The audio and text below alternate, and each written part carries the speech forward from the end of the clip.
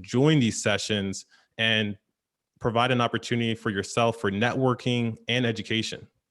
This is going to be an incredible event. We are going to introduce you to some amazing organizations that you're going to want to be a part of. And then also we're going to give you a little bit of entertainment. We're going to give you a couple panels. We're going to give you a fireside chat and more. So be sure to stick around as long as you can. Mix and mingle with folks. We're going to give you some things to think about even after we're done here this evening. But with that, let's jump right in and introduce some of the folks that are a part of this organization, some of the organizations that you're going to want to be a part of. Let's go ahead and kick it off with Icmcp, MK Palmore.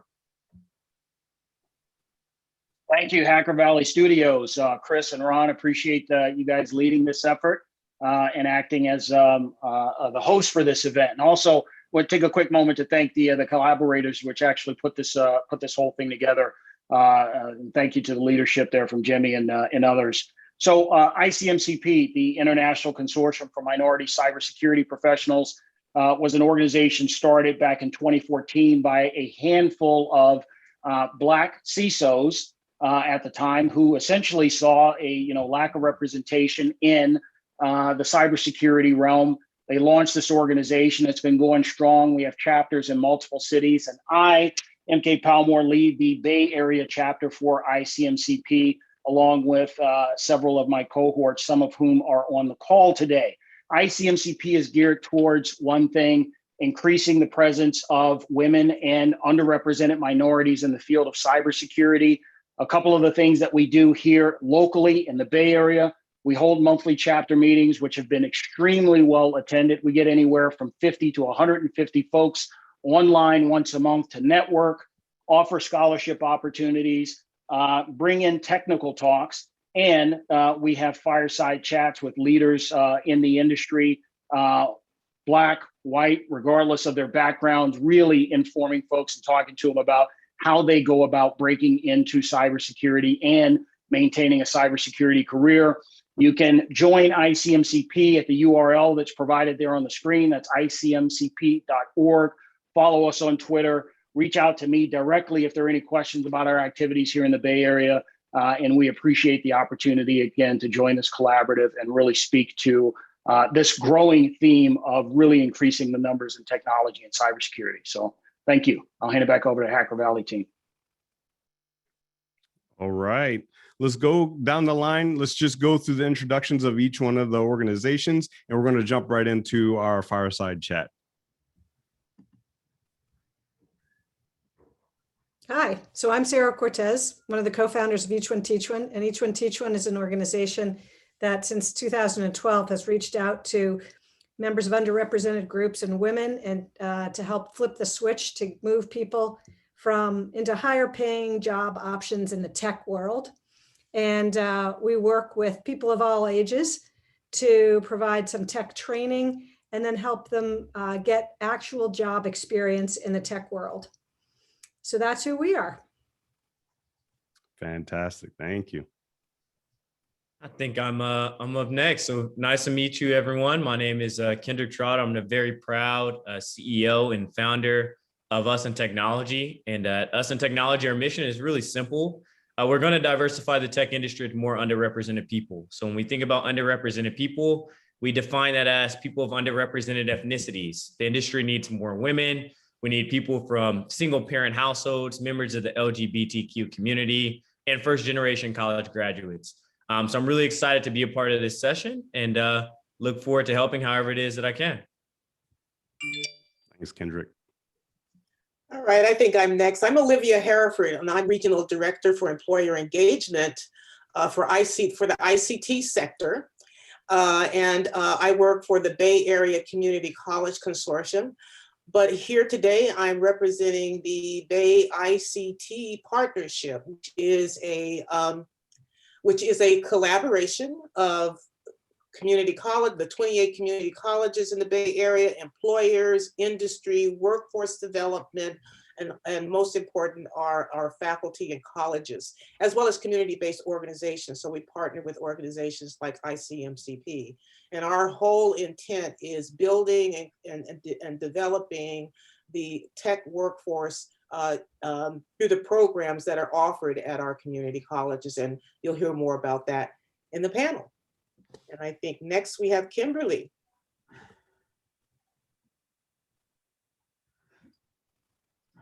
Hello, everybody. I'm here representing women in e-discovery today. I'm also a board member of the San Francisco chapter of ISSA, but wanted to talk about this organization that was started back in 2007 by women for women in e-discovery, because there weren't that many of us in the field back then, and we found it hard to get resources in a surprisingly dominated by men industry. And since then, we have now 31 chapters. For those of you who aren't familiar with e-discovery, electronic discovery is defined as, from my opinion, discovery being the exchange of evidence during litigation and investigations. And nowadays, it's all pretty much, you know, emails, spreadsheets, CAD documents, databases, all types of structured and unstructured data. And so this organization's been really wonderful in terms of providing opportunities for women in leadership, education, and we also choose really incredible organizations to help out each year. My chapter, which is the Silicon Valley chapter, is helping out La Casa de las Madres, which is an organization that helps families and women who are trying to transition out of domestic violence situations and enter back into life, essentially. So would love to talk about my organization with anybody who's interested, and I'm really happy to be here today. So thank you very much. Perfect. Thank you, Kimberly.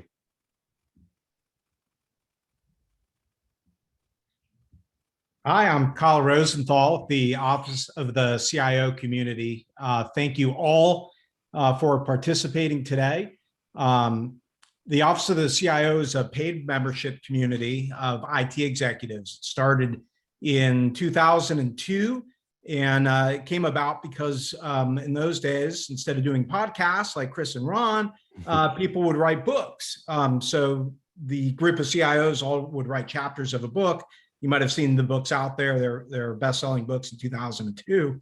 But now it's a community where we all harness our collective resources and wisdom to raise the bar for ourselves. So it's a professional and personal development group, and for the profession as a whole. And what people are getting out of it are relationships. So there are monthly meetings and events where people get to meet, a broad knowledge base that gets built between the members, and they're talking in certain groups. So those groups become searchable. There's mentorship opportunities, both moving up and moving down. And then we also have a big part of the group is philanthropic engagement. So we started the CIO Scholarship Fund and have raised over $1 million for endowments and grants with local universities. You can look at CIOfund.org if you want to learn about that more. And thanks for joining us. I look forward to today. Perfect. Thanks, Kyle. Hi, welcome. My name is Maureen Jones. I am the East Bay Director of the Board for Education. And part of ISC Squared's mission is to provide members and other security professionals with the opportunity to share knowledge, grow professionally, raise security awareness, and advance information security in the local communities around the world to try to have a safe and secure world. Besides the East Bay chapter, there's other chapters in the greater San Francisco Bay Area, Silicon Valley, and San Francisco. The IC Squared was founded in 1989. It's international, nonprofit. It's a member association of certified professionals that have passed one of the IC Squared certification exams. Its exams are based on best practices and common books of knowledge. They also have professional development institutes. They have a great resource on their web offering different courses. And there's also a cybersecurity, safety, and education for the public so that there are volunteers that can go out and provide security awareness. to be safe and secure. We start with kindergartners using Garfield, and we provide information to adults as well. It's everyone's job to protect the information. Again, ISC squared, isc2.org. And we'll get a little more info in the education panel. Thank you. Thank you. Hi, everyone. I'm Mike Skirko. I'm the Vice President of the Silicon Valley chapter of the ISSA. And Ed Fry is also on the call. He's the chapter president. And I'm happy to say last night we were talking about the discussion of what is the ISSA and why should people join. And we both agreed that it's the most important thing on the planet, and every single person on this call should be a member of the Silicon Valley chapter of the ISSA. So what is this thing? What's it about? It's the Information Systems Security Association. It's a global organization. And we're really about two things: education and networking. And it sounds pretty simple. A lot of people are busy and they feel like, you know, I really don't have time for networking. Everyone's busy. I had one guy tell me the other day, two things. He said, 2 jobs, 1 wife. Personally, I don't know if I can do better than that, but I can say when COVID hit, I worked at a startup in sales. I was laid off. 24 hours later, I was working again because of the ISSA. So I feel that networking is essential. Everybody needs it. Education is also part of a cybersecurity career. We offer discounts on CISSP reviews, CCSP, and also 20% off on Class LLC classes. So ongoing education is crucial. And we have speakers now. People complain a lot about COVID, but because of COVID, we have speakers from Singapore. Our next speaker is from Kenya. We're bringing in someone from Israel. A guy's coming in from the Netherlands. They would not be coming to our meetings if it weren't for Zoom. So things are awesome with Zoom. Soon we're going to go back. We're going to have a hybrid. People can come see us in Santa Clara. And because we're global, once we do that, we'll offer global cuisine, which is a lot of fun. So we'll get food from around the world. We'll all meet together in person. It'll be crazy. It'll be different. It'll be fun. But I highly recommend anyone who's interested in security in any capacity at all. If you think security is interesting, join the Silicon Valley chapter of the ISSA. And you can hit me up directly if you need information. But we feel it's important, and we feel it's also a lot of fun. Once a month, we get together and do these events, and it's going to be going on for a long, long time. So please do join us if you can. And that's all I've got for you. Perfect. Sounds great. Thanks, Mike. Hello, everyone. I echo the speaker's warm welcome. My name is Lan Jensen, and I'm the founder and CEO of nonprofit Cyber Trust America. I also am a member of the IC Squared and co-founder of a group directly under NIST leadership. It's called Smart, Secure Cities and Communities Challenge. Now, my passion, my calling is closing the last mile at scale. With all these tremendous resources that the speakers have mentioned, how do we combine our efforts and bring out the impact in the society? So that's what I try to do. One example is a first in the nation regional initiative. It's an initiative funded by Bay Area URC. URC itself is set up by Congress after 9/11 attack.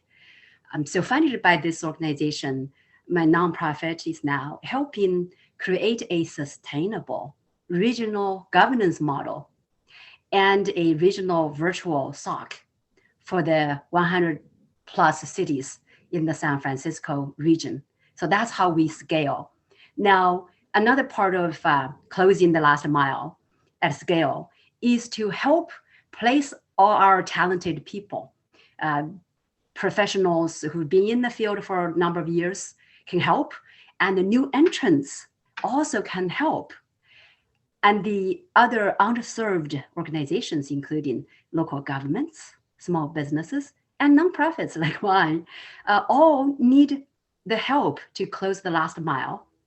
And so we, the nonprofit, connect them all together and effectively yield a three-way win for everyone. So do check out our website. If you are a professional, you are ready to give back to the society and to bring up, train new entrants into the field. Or if you're a new entrant, check out the website and see how you can get your first gig. I'll post the URL in the chat window afterwards. Thank you. Fantastic. Please check out these amazing organizations. And if you know anyone that would be interested in any one of these, please also feel free to share. The links are in the chat on the side of the Zoom. And with that, we're going to go on to our fireside chat of the evening. We have Nikesh Arora, CEO of Palo Alto Networks, and it's going to be run by our good friend, MK Palmore. Without further ado, let's jump right over to you, gentlemen. Excellent. Thanks, Chris. Appreciate the turnover.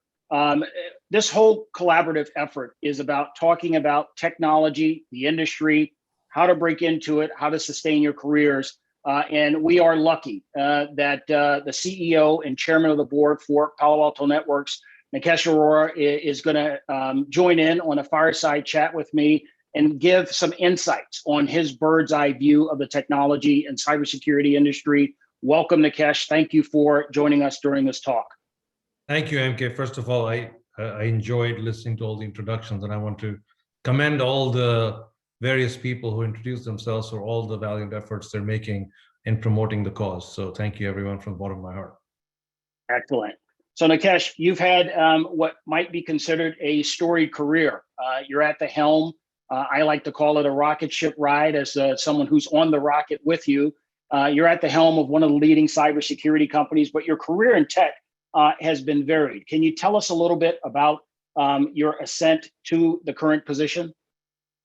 Well, first of all, MK, thank you very much for that characterization. It's actually very interesting. At our company, our employees have voted the #1 issue they'd like to hear more about is managing their career. So I literally finished a 1-hour recording for an internal podcast talking about managing one's career. And I would say, yes, I've had the privilege of having a storied career, but I never set out to have a storied career. I just set out, as I said to them earlier, with 2 or 3 fundamental principles. One, I really would want to enjoy everything that I do. And in that, there's an element of learning, there's an element of having a mission with sort of things that I'm doing, the things that I'm working on. I wanted to work in a growth business, and I wanted to be in something that was constantly innovating. And it's so interesting that cybersecurity checks all those boxes. We're always trying to stay one step ahead of the bad guys. The bad guys are trying to stay in step with technology. So we've got to stay one step ahead of technology. We've got to see what's coming around the bend and then be able to protect what's coming around the bend, because as we all know, trying to secure something after it's been developed is too late. So I'll say there was a strong desire to learn and make a difference that's helped me get to these various roles I've had in my life. And I've been blessed and privileged to be able to do those things. So the past year, I think, has highlighted technology in a way that maybe we haven't seen in the previous few decades or so. What's your observation of basically the current state of play of the tech industry overall? MK, without being dramatic, I think every business out there is impacted by technology in a phenomenally huge way. Whether it's your grocery delivery now, you have to rely on Instacart in the Bay Area. Whether you want to get food, it's Uber Eats or DoorDash. Like things that we used to do normally without technology now require a large element of technology. And honestly, without the technology, we're all wondering, well, how did you do it before? Now, I live in a slightly remote part of the Bay Area, and it's like you couldn't get a cab here when I moved here, and I'd be really scared of letting guests stay late because I'd have to drive them all the way to the western Palo Alto where there used to be 2 cabs. And today we take Ubers with the gay abandoned. So it's like my point is we're so entrenched in technology and everything that we do. I've characterized the next 10 years as the golden era of tech. And if you believe that the last 10 years were great, I think the next 10 years is going to be even greater because every company is vying to build a phenomenal technology business because that's what's going to underpin most businesses. I was speaking to the CIO of CVS today. Their largest largest project going on at CVS for the next 3 years is technology. It's not more medicines in their pharmacies, not more stuff there. It's like giving you and me remote health capabilities and delivery capabilities. So I think every business is going to be underpinned by technology. So there's never been a better time to work in the technology industry. So over the past year, we saw technology touch on issues, just like you said, that we probably previously hadn't associated with the technology piece. Even the delivery of the COVID vaccine had technology components. The companies that were developing the vaccines had cybersecurity concerns and the like. What do you think the future looks like in terms of, maybe talk cybersecurity specifically, and then out a few years as it relates to technology, but how has cybersecurity changed just in the past year or so? You know, MK, that's a brilliant question. And as we all saw with the pandemic, all of us are working remotely. I'm working in my house, and I'm sure, even though it looks like I'm behind a fake virtual Zoom screen, but we're all sitting at some venue we were not anticipating to have to spend 1 year from. And if you look at it in cybersecurity terms, what we've done is we have exploded the attack surface. Now we can attack an organization through any one of the networks of the employees that are using a way to get back into their infrastructure. So Palo Alto Networks has 11,000 employees. We just exploded the attack vector to 11,000 homes or some such version, because we're all working from home. So then it becomes our job to protect not just the enterprise where we live or the cloud where our applications are, but now we have to protect the entire 11,000 edges of our network to make sure that we're secure. Couple that with the fact that we're all reliant on technology, and that's the only thing working. So suddenly the tech part has become mission critical because the physical stores are shut down. I was talking to the CEO of Nike. He's like, Nikesh, 100% of my business is digital. I'm like, congratulations. Like, well, not really. 70% of it went away yesterday. And now I've got to figure out how to satisfy the demand with 30% of my inventory, 70% is lying locked up in some store, which won't be open for a long time. So one, our attack surface exploded. Two, technology became mission critical. And three, most new technology businesses rely heavily on customer data, right? DoorDash wants to tell you what you ate yesterday, and Instacart wants to tell you what you should order, and Google wants to tell you what you should search for, and Facebook is listening to you to tell you who your friends should be. So we're all relying on a lot of data. So now it becomes imperative for us to protect that data, because that's the holy grail for people. If they steal that data, you can get in the wrong hands and all kinds of bad things happen. So I think the cybersecurity challenge has just gone up by a factor of 10. So it becomes incumbent on all of us to find the best people in the world to come work for the good guys, to make sure that all these businesses can flourish and thrive in the midst of what is one of the worst disasters in the world, our pandemic, which we've all shown phenomenal resilience in being able to withstand. I guess you're probably more familiar with workforce challenges than most. You have a bird's eye view of this. Two of the things we saw in the course of the pandemic was we saw minority communities hit particularly hard by the pandemic. Yet we see technology, cybersecurity, all things tech on hockey stick projections for growth and expansion. This conference is about getting people engaged in technology and cybersecurity who maybe wouldn't think about coming into these fields. What do you have to say about the mindset that you need in order to become a part of the technology or cybersecurity subset of the world? Yeah, so I think let me address the first part, MK, is the accommodations we have learned to make because of the pandemic, accommodations we should have made a long time ago as a workplace, not just Palo Alto, but I think every workplace out there. I like to paraphrase it as we've had to go from employer choice to employee choice. In the past, companies used to say, hey, you have to show up at work at 9 o'clock, badge here, and at 5 o'clock you badge out. You remember those days when you see the movies where you had a punch card, you had to go stick it, and if you didn't punch your card, you weren't in on time. If you didn't punch your card out, you hadn't exited on time. And that's how we kept track of our workforce.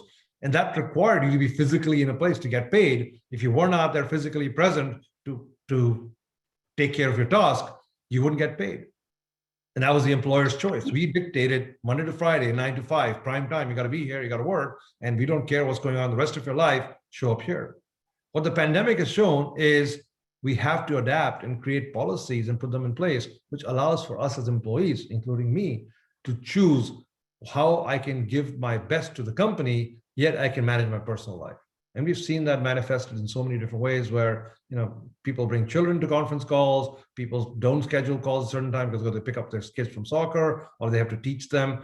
And we as a company at Palo Alto Networks, I think we as a society have built a lot of accommodations into our workplace practices, I would say, to make it more accommodating, to allow for parents with their kids who are not at school, with single mothers who have kids who've got to deal with where they work once their kids are asleep, or tolerance in our management behavior to say, yes, we understand you couldn't get it done because something was going on in your personal life. I think that's been the silver lining in the pandemic, is our empathy as organizations has gone up, I think, by multiples.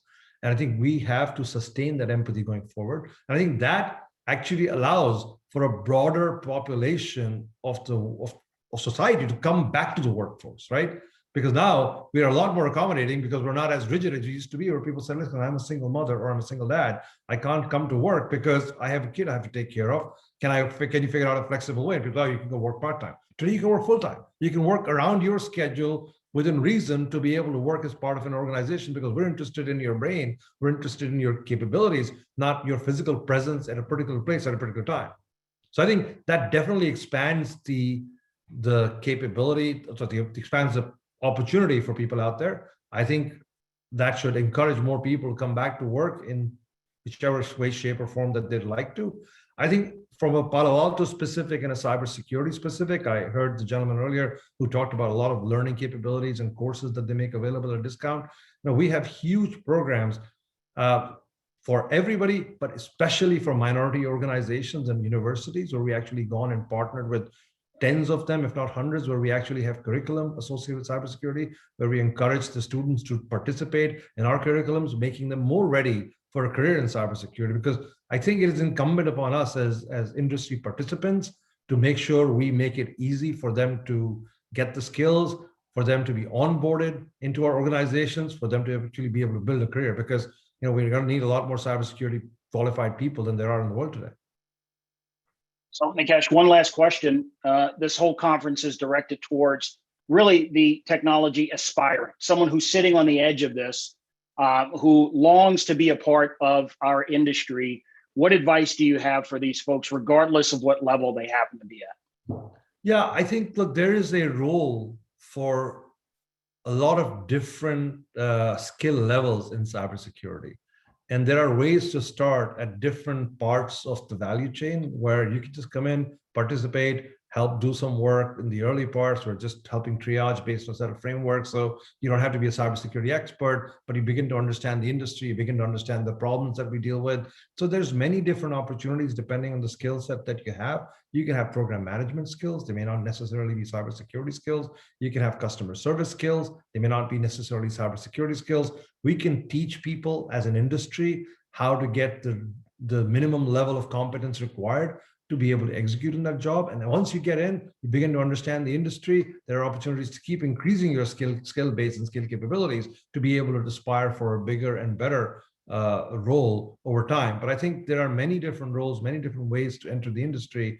I think all you got to do is have the conviction that this is where you want to go, and you have to have some basic skills, whatever the skills are. And then I think many of us industry participants, many of the people here represented on this conference can actually help facilitate your learning so that you can walk in with some basic set of skills, which then we can give you real life experience as companies and help you expand that skill set to have you actually build a solid career in cybersecurity. Excellent comments.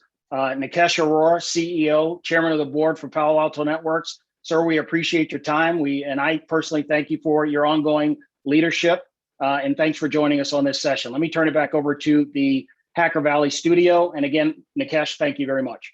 Thank you, MK, for a great job. And thank you, everyone, for everything you guys do for the industry. And good luck, everybody else out there. We need you. Yes, and we need you too, Nikesh. Thank you so much for joining us on that live Q&A. And thank you, MK, for putting that together for us. Great wisdom on teaching others, making an impact, and also a bit about the evolution of technology, data, and cybersecurity. Our panels today, we have two, really three, if you are still here after the closing remarks. Our panels are titled Yin and Yang. And if you're a fan of ancient Chinese philosophy, yin and yang are the concept of dualism, describing how two seemingly opposite or contradictory forces may actually be complementary to one another. And the yin and the yang for this summit is your skills and your network. And hopefully by the end of this event, you have some new tools in your tool belt on how these two separate forces, your skills and your network, can be used as complementary elements to one another. And without further ado, let's go ahead and jump into panel one, the yin. I'd like to introduce our panelists.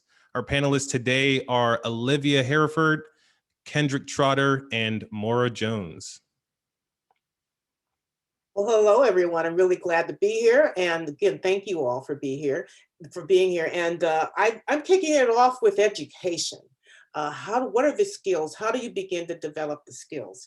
And I have a couple of slides here. Jimmy, if we can advance to the next one. In the meantime, again, as I said earlier, I am with the Bay Area Community College Consortium, and we represent the 28 community colleges in the Bay Area. And I want to say something about the community colleges. It's not just an economical way of getting to a 4-year degree, okay?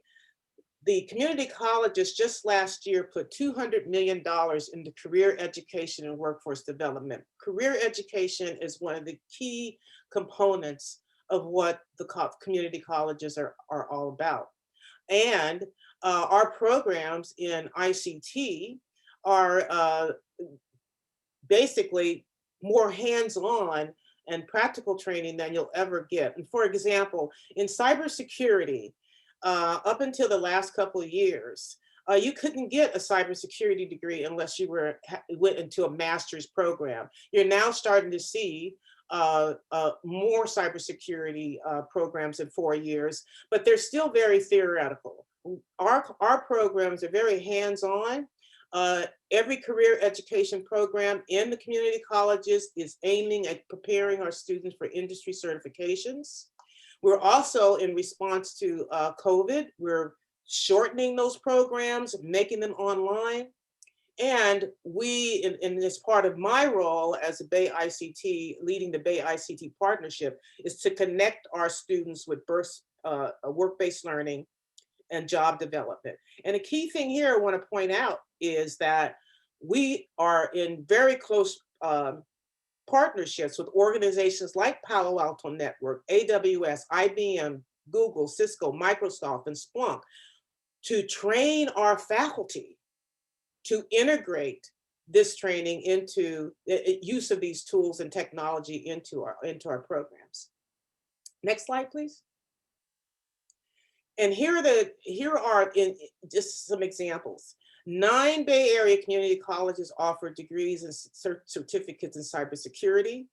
13 are offering degrees in information technology, and 23 in software development. And again, it's preparation for industry certifications from CompTIA, Cisco, AWS, Microsoft, Google, and other industry certifications. In fact, a lot of our programs in cybersecurity, if you finish with an AS degree, you're pretty much prepared to sit for the CISSP as an associate. So the Bay ICT is a partnership of, as I mentioned, we partner with industry in preparing our programs. We partner with business with providing our students with work-based learning. We work with the workforce development boards across the whole Bay Area. The chambers, these are the folks that can connect us to employers to get our students part-time internships, work-based learning. And obviously we work very closely with the faculty and administrators and our students. So the ways that you can engage with the Bay ICT, we do tech talks every week where we bring in industry leaders to talk about their role, their job, how you get prepared, what you should be doing and courses you should be taking to break into the industry. They also give us a lot of input into what our curriculum should look like 18 months to 3 years from now, so we can try to stay ahead of the game. We work with partners, again, like IMCP and NextGen to support and get our students into internships. We also work with apprenticeship programs. We connect employers and students in mentorships. We do cyber camps and competitions. And we also, again, for those employers that want to work closely in their communities, we have local advisories.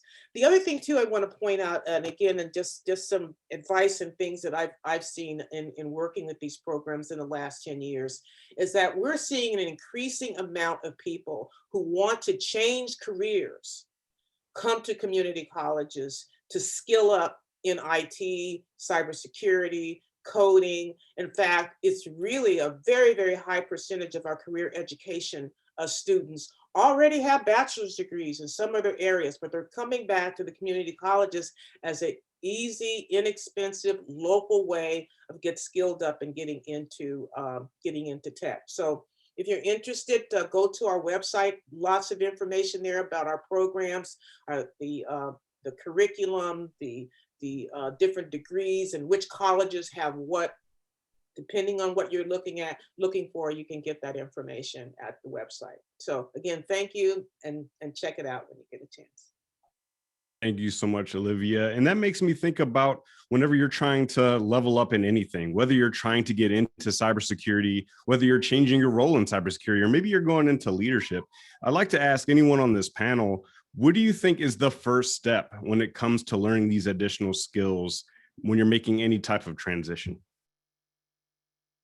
I can make a quick comment on that, Chris. I try to tell my mentees, the people that I help on, kind of breaking into the space, that you start negotiating for your next job when you're interviewing for your current job, right?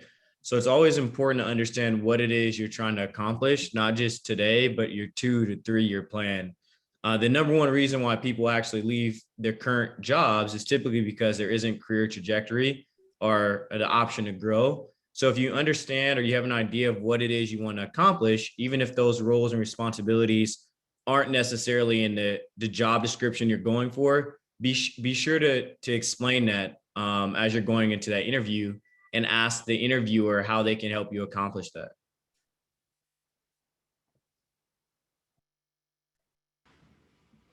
Any other comments that would be helpful to share from the panelists? All right, well, let's, go for it, Maura. I'd say continual learning and keeping yourself exposed to new opportunities.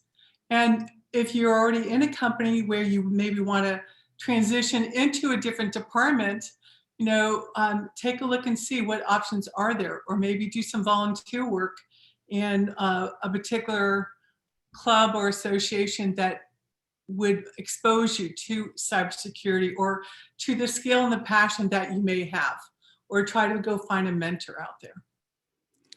When I think of opportunity, and also what Kendrick was alluding to, looking for the next opportunity when you're interviewing for the current one, makes me think of looking at job requirements and also all the things that are within these job requirements, skill requirements, there's certification requirements, there's education requirements. Would love to start off with you, Maura.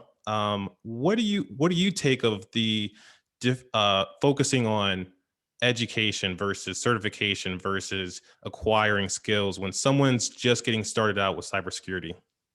I think, first of all, one, you need to have an interest and a passion and an aptitude. You want to have a solid foundation, so you have the basic framework of the vocabulary within cybersecurity.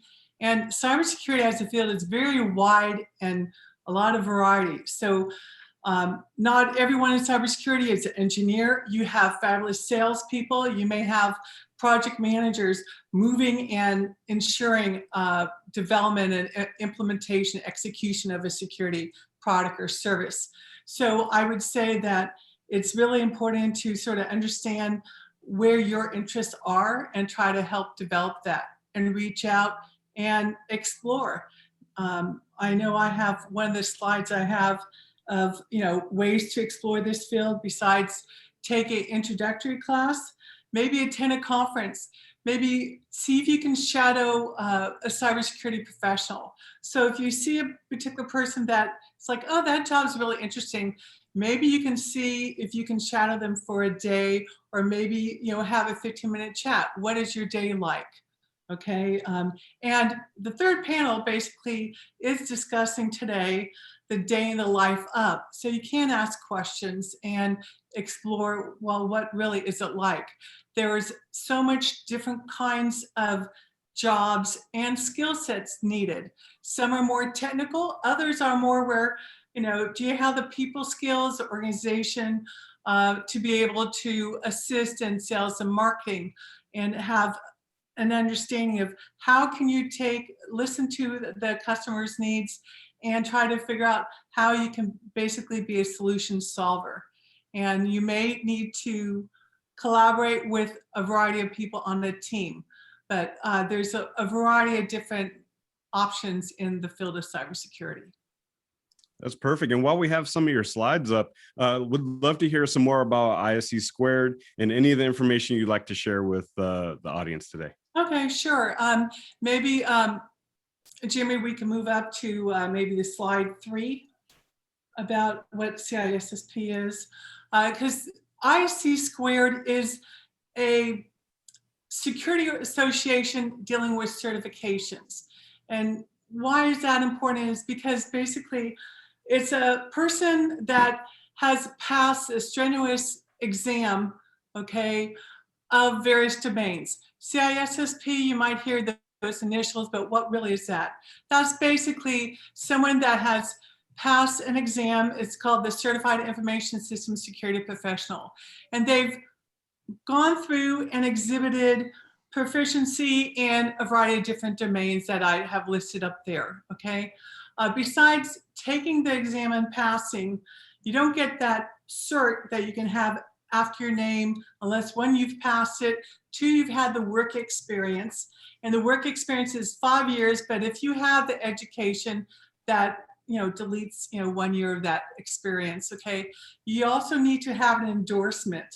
So you need to have someone that knows your skills, your character, you know, endorse you to get on.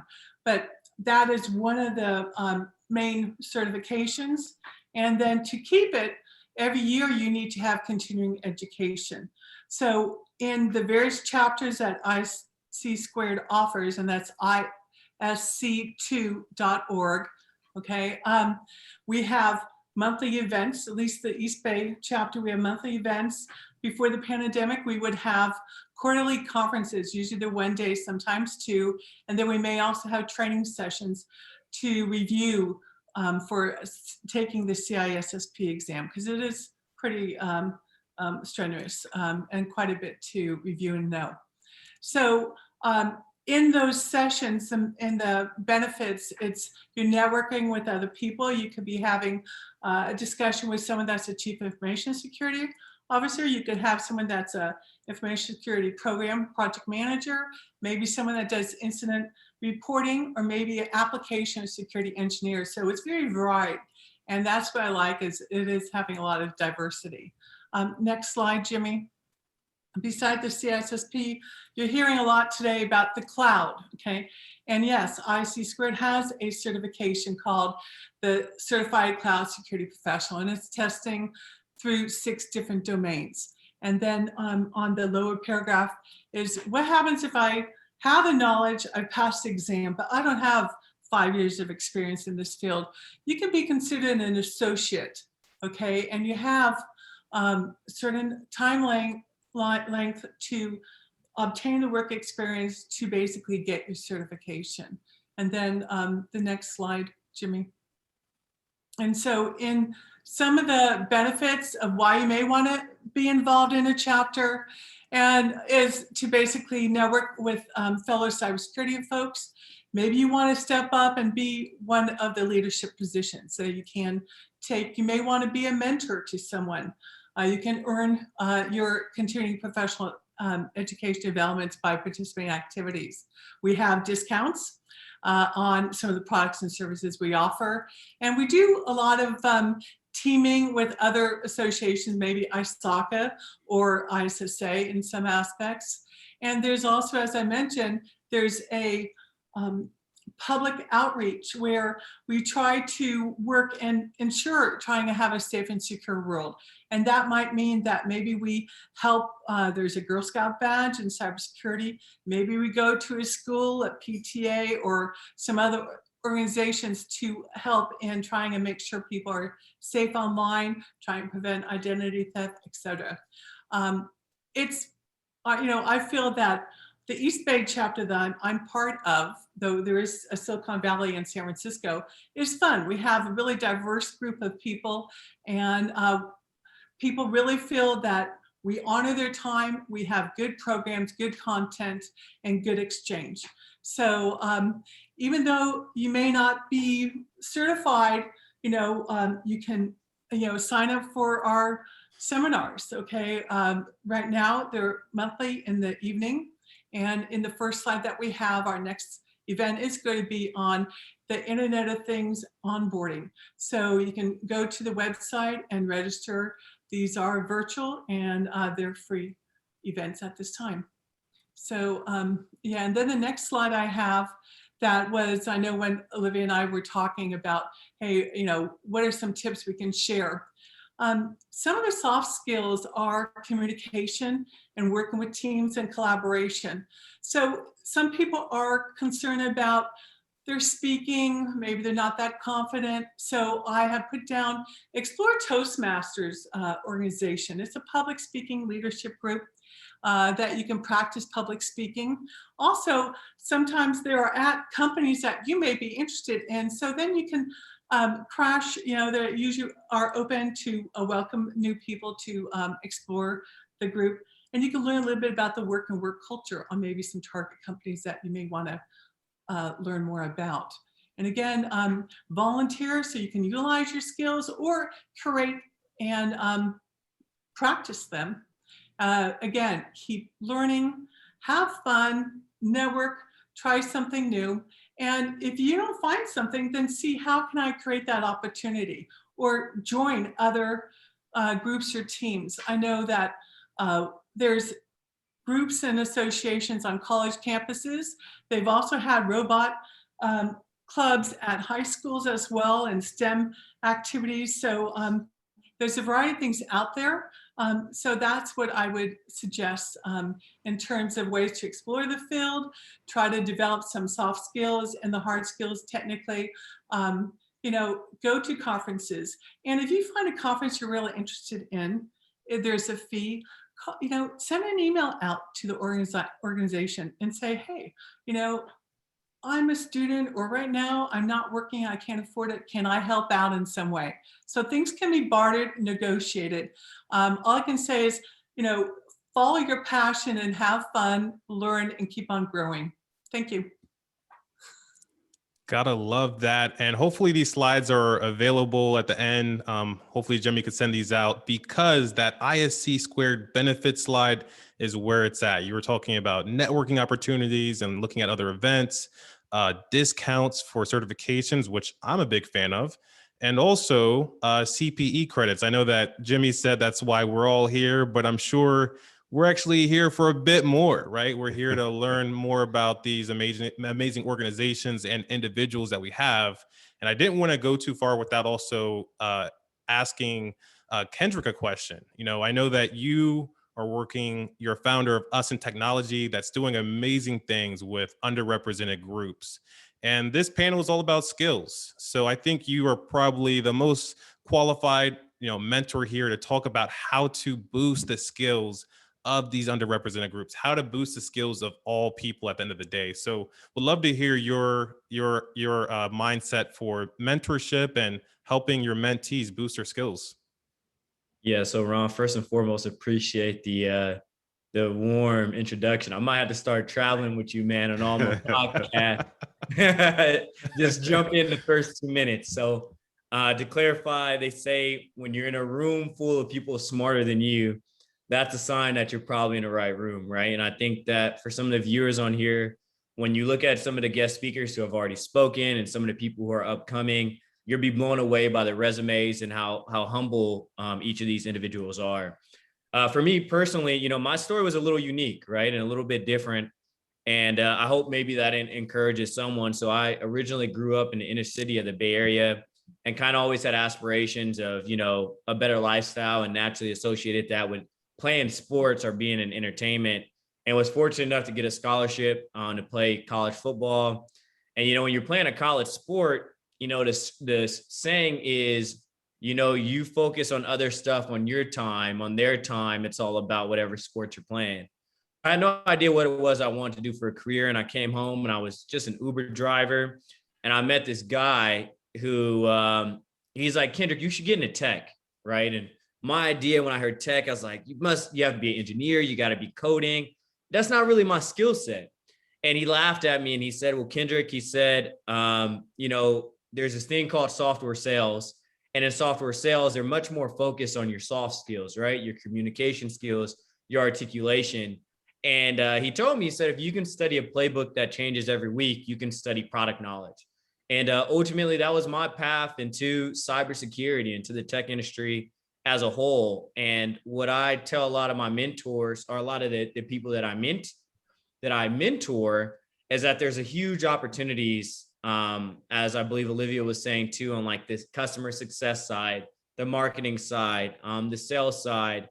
And the opportunity to earn in this industry as a whole is very aggressive, right? So most of my mentees that come into us in tech, they generally have the opportunity to earn, you know, 6 figures within being in the industry, you know, 18 to 24 months. And a little bit about our program and what we work on, if anyone is interested, is really like the interview coaching side, right? How to perform in a SaaS interview. We help you also understand like the product knowledge of the company that you're interviewing with, and then we pair you with organizations that are committed to not only hiring you, but retaining you, right? So every company we partner with, they're going to offer 401k, they're going to offer benefits. They're also going to offer you, equally as important, the opportunity to be promoted within 12 to 15 months. In addition to the placement of individuals, we also always bring in guest speakers to talk about things like financial literacy, right? The basics of investing in stocks, the basics of investing in real estate. A lot of the conversations that underrepresented people like ourselves may not have been fortunate enough to have growing up at the dinner table. So my whole theory is, with us in tech and a lot of the things that we're trying to accomplish, is, as distant as it sounds, we actually want to diversify the C-suite position, right? And the venture capitalist position. And by helping more qualified underrepresented people get these jobs, offering them continuous education, naturally what happens, like many of us on this call today, you start off in an entry-level position and you slowly start moving up, right? And when we think about the world and the things that are happening with, I guess, DEI and the ambition for change, is we have to understand that change happens at the top, not at the bottom, right? So until we get more of our people in more of these influential positions, it's going to be hard to expect change. So if anyone has any questions for me personally about my journey, or about how maybe the sales side could, you know, differs a little bit from maybe the engineering side, I would just encourage you to feel free to reach out to me on LinkedIn. And Ron, if you have any specific questions you want me to address, I'm all ears for that as well. What's incredible about hearing from the three of you is that there are so many options when it comes to education. You can have your traditional school, you can go for those certification, or go to the school of hard knocks and just beat your head against those challenges until you get it right. I'd love to hear from each and every one of you about the journey of learning, about the journey of getting better, and one piece of advice you would have for folks out there that are learning and trying to transition or get better in their current career. Let's start with you, Olivia. I would say follow your passion. As Maura was saying, you've got to go with what excites you. And the cool thing about technology is that there's a path that will take advantage of all of it and any of it.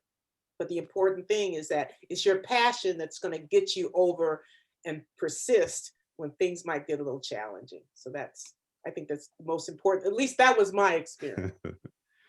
Fantastic. Yeah, I definitely agree about following your passion. I also think too, there's so much learning, and I will also say there's a lot of gobbledygook. Okay, there's so many new acronyms. There's so many new innovations coming that no one can know everything. You're always asking, you're always learning. So don't be afraid to be a beginner and just start and just enjoy the process. So yeah, that's what I would say. And close us out for the panel, Kendrick. Yes, sir. So I'll say that you got to understand your why, right? Things are going to get difficult. And when things are difficult, you got to know internally why it is you're doing that, right? And we also have to understand that like knowledge is freedom. It's not necessarily power, right? Because the more you know, the less you could be controlled. So the less you know, the easier it is for you to be influenced, right? The more you have to trust other people. And what I would say about everyone that's on this session and about people who are in this industry in general, they're in love with the process of learning, right? Because today's cyber attacks differ from the cyber attacks 5 years ago. And sometimes the cyber attacks that were most efficient 10 to 15 years ago, they come back and they're relevant again. So things are always changing, right? I was talking to someone who's actually a doctor, and what she was telling me is like, there's only one human body, right? The human body changes a little bit over, since mankind began. But when you think about like being a mechanic or being in engineering or being in computer science as a whole, you have to be interested in the idea of always learning. And the reason why that interests me is because every day is never the same, right? We're always learning about different things. We're always having different challenges, and we're always having to create different strategies to overcome those challenges. So someone who spoke earlier before me today, they mentioned the word problem solver. So if you have a hard work ethic and you are a natural problem solver, whether it be in sales and marketing and engineering and coding, there's definitely a lot of opportunity for you out there. And there are a lot of people who look like us and come from all different types of backgrounds that really want to help you. So that's my closing statement. You're welcome to the ISC Squared East Bay. We have a wonderful, diverse, welcoming group. Try it. You might like it and enjoy it. There was some amazing sentiment about following your passion, doing what it is that you want to do, and also being that lifelong learner and teacher. For me, I imagine every day that I go to work, I am a person playing chess. Kendrick said he was a former athlete, and I think that cybersecurity practitioners and leaders and all the supporters are mental athletes with no off season. And we're constantly playing this game of chess. And in this game of chess, we have these chess pieces that we handcraft. We are the architects of not only our career, our future, but also the security for our organization. And the opponent that we're sitting down across from every day is an opponent who's not playing by the rules, who's not using those chess pieces the way that we intended them to be used. So it's up to us to really follow those interests, follow those passions, and really explore and learn and teach the things that we can for our organizations and everyone around us. Perfect. What a way to end panel one of this entire session. Olivia, Maura, Kendrick, thank you so much for sharing your wisdom, sharing your knowledge, sharing about your organizations. And I do hope that people reach out to you about the questions that they have and also ask about joining your incredible organizations. We're going to go over to panel two. This is near and dear to my heart, the network, and also the soft skills that comes along with developing that network. We have incredible panelists, MK Paulmore, we have Mike Skirko, we have Kimberly Kwan, and Ed Fry. Welcome to the panel, and thanks for joining us. Yep, you bet. Great. So let's just start out with you, MK. I think that you are a master at building your network.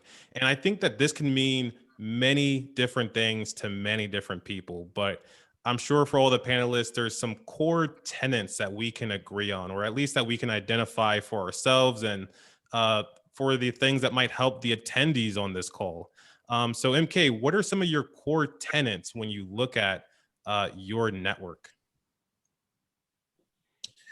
Yeah, so Ron, thank you. First, my apologies. You guys saw me when I started this conference. I was in my home office, and now I'm on the road, multitasking, using technology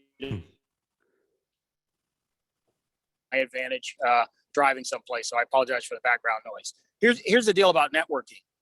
It may very well be the most important component of your strategy for assuming a new career and then subsequently thriving in that career. I can certainly assure you that there is virtually no quality job out there that you will get that doesn't involve some aspect of maximizing the people that you know and the people whom you're associated with so that you can eventually gain access to opportunities. And so speaking from the position of an eternal introvert, which is what I am, so nod to all the introverts out there who find themselves in the area having to network, you have got to develop the skill of networking. You've got to open yourself up to the possibility of it, the potential of getting out there, asking for help from people from whom you don't know, asking for time to sit down and chat, ask people what their journey has been like just to get advice. And again, I ping back to that part about asking for help. You would be surprised of the people who will grant you a 10 or 15-minute conversation, even meet to have coffee and explore career options with you. And so my advice to people is just do it, to steal it from Nike. Get out there and network anytime that you can.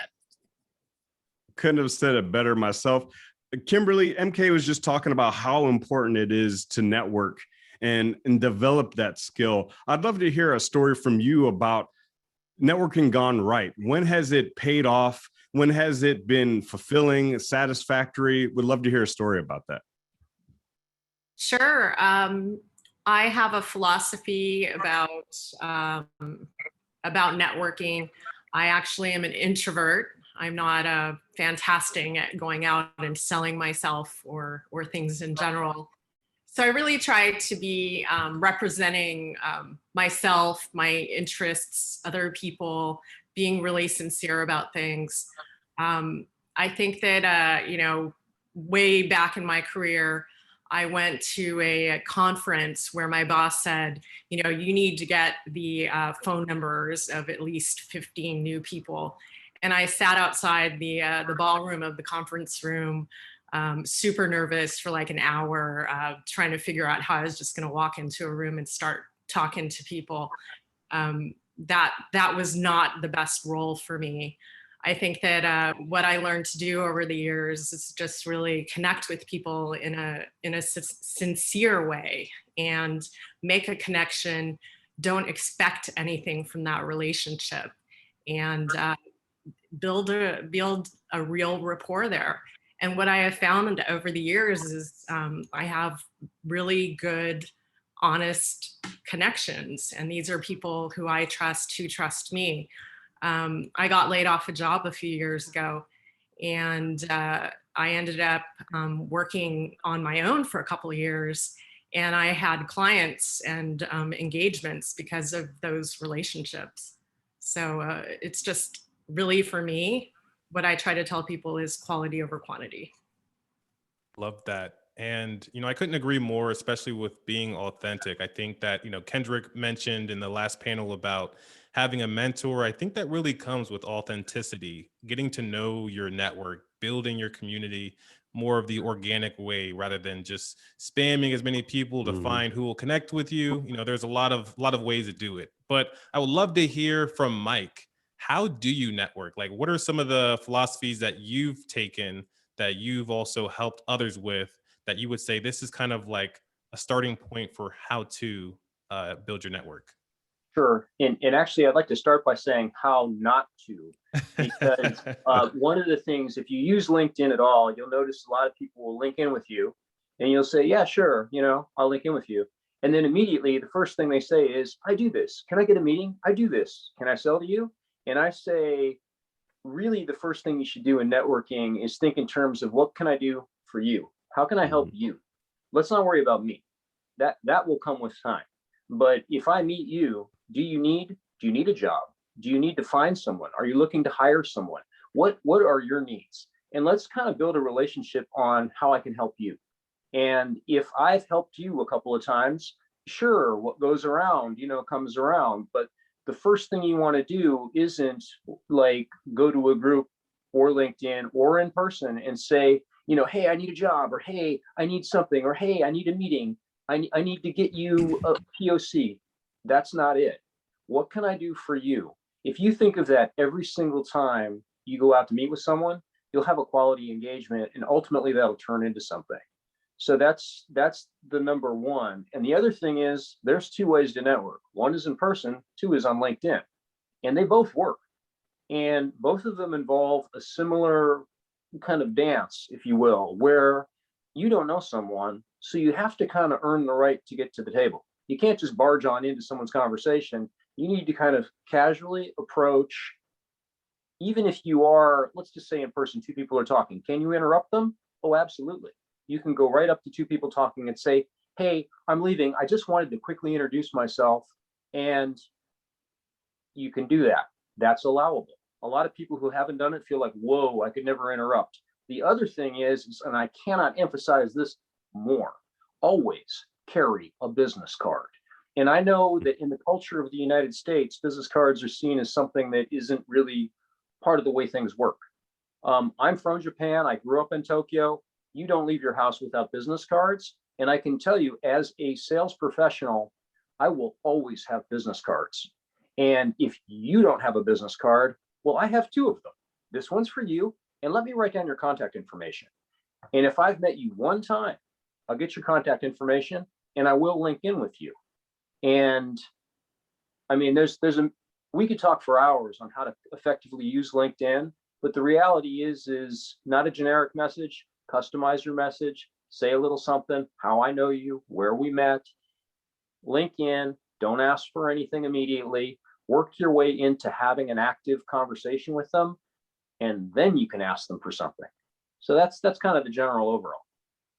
That's incredible. I love that you, number one, talked about the ways of doing it via online, through social media, and then also in person.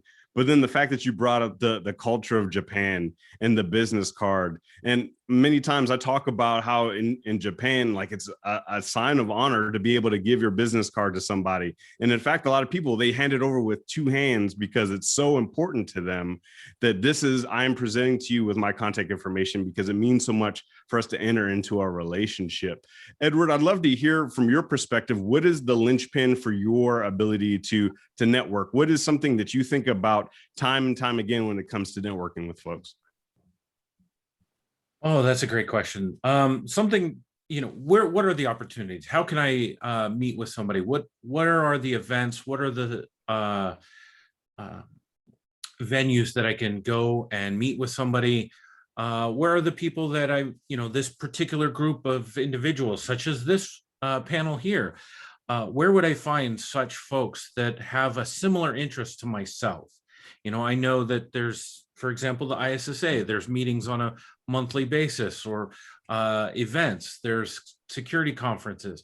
So where are those? Who are the people that I want to associate with? If there's something that I'm looking for or a group of people that I want to aspire to be with and around, as Kendrick said earlier, if you're surrounded by a room full of people who are much smarter than you, you are in the right room. So where are those rooms? There's so many different places that you could find that. Find those rooms, find those venues or those conferences where those smart people are, and put yourself in there and start to network with them. Interrupt the conversation or go in, listen in, and potentially provide an opinion or something like that within those conversations. And if you're heading out or you just want to make that introduction, make that introduction and say, I saw you standing there. I wanted to introduce myself before I had to leave, and make yourself known. And I myself am an introvert as well. So I have to force myself into those situations. It may sound a little out there, but I can relate to all the introverts. I myself, I'm an introvert. I think Chris is also an introvert too. It's kind of ironic that we have a podcast and spend a lot of time building our network. But, I think one of the things that introverts and even extroverts can learn from is what do you do after you make it into that community, right? We go to these conferences, we exchange business cards, and then we're in the community. How do we blossom it from there? This is a question for all the panelists, and let's start with you, Kimberly.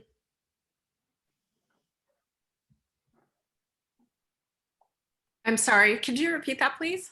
Absolutely. So after we make our way into these communities and build our network from the ground up, and we have that initial foothold, how do we blossom our network? How do we lift ourselves and our communities up from your perspective? Thank you. I was trying to monitor the chat to see if people had questions, and so I was not quite ready. I think really the thing, and you as well are an introvert, it's watering that foundation, that seed, and having people where you share values. And I think that what I do when I start having a community like that is I feel extremely comfortable about having events and pulling people in and being a hub, because I'm proud of what I'm representing and I feel like I'm being authentic. So I have a lot of organizations actually that I'm involved in, much like Women in E-Discovery and ISSA, et cetera. Really, really important in terms of taking and giving back to community. And I also started a not-for-profit when COVID came about. And even though these organizations take time and energy and heart, they really lift us up too. Like our San Francisco chapter of ISSA, our monthly board calls are really enjoyable. I mean, we get into it sometimes, but we're doing important things and we have these great conversations with our teammates, and it gives us energy to continue doing, the good work that we're doing. So I think it's just that endless cycle. And like I said in the beginning, watering that and caring for it and growing it. Great. Let's kick it over to Ed. So one of the things I would agree with Kimberly on this is, watering that, bringing in more people though. If you find an organization that you're a member of and you think that some of your other colleagues that are in the industry or have similar passions to you, bring them into these organizations with you. The Silicon Valley chapter of ISSA, there's a lot of like-minded people. I found this organization 12 years ago, and I joined it and started networking and started giving back to that organization, right? I found it through looking for an opportunity. When Mike was there, or Mike was saying, I needed a question, and I didn't find that the answer to that question within the first year that I was part of the organization, but continuing to grow and give back and bring people in and promote what you're passionate about and being there for that community, and just growing the community as a whole, I think are very important. Well said. What about your opinion on the question, MK? How do you nurture that community after you make your way in? Yeah, so some great comments have already been made. I want to double down on the comment around sort of watering that seed or making that investment work for you and blossom, as you guys had indicated. Really, the real work begins really by just showing up, right? If you're going to be a part of these outside organizations, if you're going to share in these communities, part of the challenge is just showing up. And then when you show up, open your mouth, share your ideas, listen for the ideas of others that resonate with you, and then try and build relationships. Someone made a comment pretty early on, I think it was Mark, about not asking for something when you first meet folks. That is absolutely key. In fact, you want to develop these relationships in such a way that you almost never ask for anything, so that the first time you do have to ask for, hey, I could use a little help getting my resume in front of X, Y, or Z, that it doesn't come out of the blue as if, that's the only thing that the relationship is based upon. The other thing that Mark said, I thought that I want to double click on is this idea of, offering to do something first. Knowing that you're in a position to help someone is where all of this starts. And you would be surprised by extending yourself, offering help to people in areas where you can help, and how that usually returns dividends to you in ways that you can't imagine. So it's partly about showing up, but it's also about being active in and participating in all of these organizations. So the last thing I'll say is just encourage people to join one, if not all of these organizations that are mentioned, because it's a really, really great way to start the networking portion of your career. Awesome. And would love to hear if you had any other things you wanted to add, Mike. So I would say the most important thing is to just own it. There's two people involved here. There's me and you. And I'm just going to assume that I've given you my business card and you're going to do nothing with it or throw it away. What I'm going to do is I'm going to hit you up. I'm going to link in with you, number one. And that's a starting point. You should link in with lots of people. Anybody who's on this call should link in with me. Find a way, ask me for help, I will help you. And if I've met you at an event, let's just say I walk out of an event with 20 business cards. First thing I'm going to do, I'm going to link in with every single person. I'm going to do it before they do, guaranteed. I'm going to link in with them. I'm going to send them a personalized invite saying, hey, great chatting with you. Or if you're a speaker, I really enjoyed your presentation. And then I'm going to link in with them. And then I'm going to work on a relationship. And I'm going to actually send them another message, maybe a week or so later. But I can guarantee in all of my life, and I am an extrovert, hugely exploding extrovert. So I may be abnormal, but I can tell you, I will hunt people down to keep a relationship going. And that is global. I have friends in Amsterdam. I have friends in Tel Aviv. I have friends in Tokyo. And do you know how that happens? I harass them. I shoot them messages. I call them. Now that we've got apps like WhatsApp and Line and WeChat, I can call anyone anywhere in the world that when they're awake. And it seems like kind of crazy. It's a lot of work, like to keep these things going. But my global network makes me feel fired up. I love my people. The security people, I don't know if anyone's mentioned it, but practitioners are pretty fascinating people. They're brilliant and they do bizarre stuff. And some of it is crazy and it's amazing. And all of this happens with me owning that relationship, chasing people down aggressively. And if you do that, you just say, hey, it's all up to me, man. They're not going to do it. I got to do it. As long as you know that, your network will explode in size. I just want to give a different perspective as well, because we all have different styles and we all have different roles.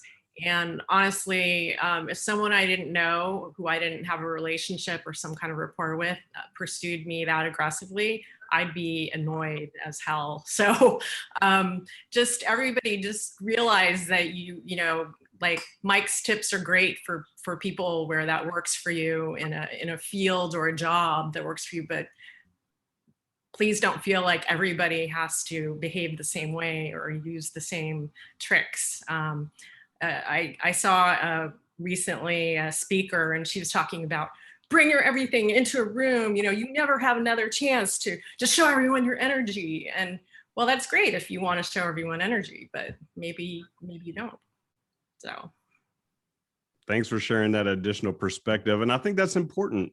One thing that I want to talk about, as you were talking about networking and we're talking about cultivating that network, one thing that's super important is the soft skills. And when you talk to brilliant technical people, some of the folks are going to turn and be like, oh, I don't want to hear about soft skills. This is something we encountered at Hacker Valley Studio. We started talking about soft skills and people were lukewarm about it. But what we did is we changed the perspective of what exactly soft skills are.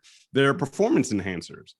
Believe it or not, soft skills, things like EQ, things like leadership, mindfulness, being able to listen, ask right questions. Those are skills that are going to amplify your career, no matter how technical you are. If you're dealing with people, if you have stakeholders, if you have teammates, if you have direct reports, soft skills are going to be important. So I'd love to hear from each and every one of you. What is your favorite soft skill? What is your superpower soft skill? How did you develop it?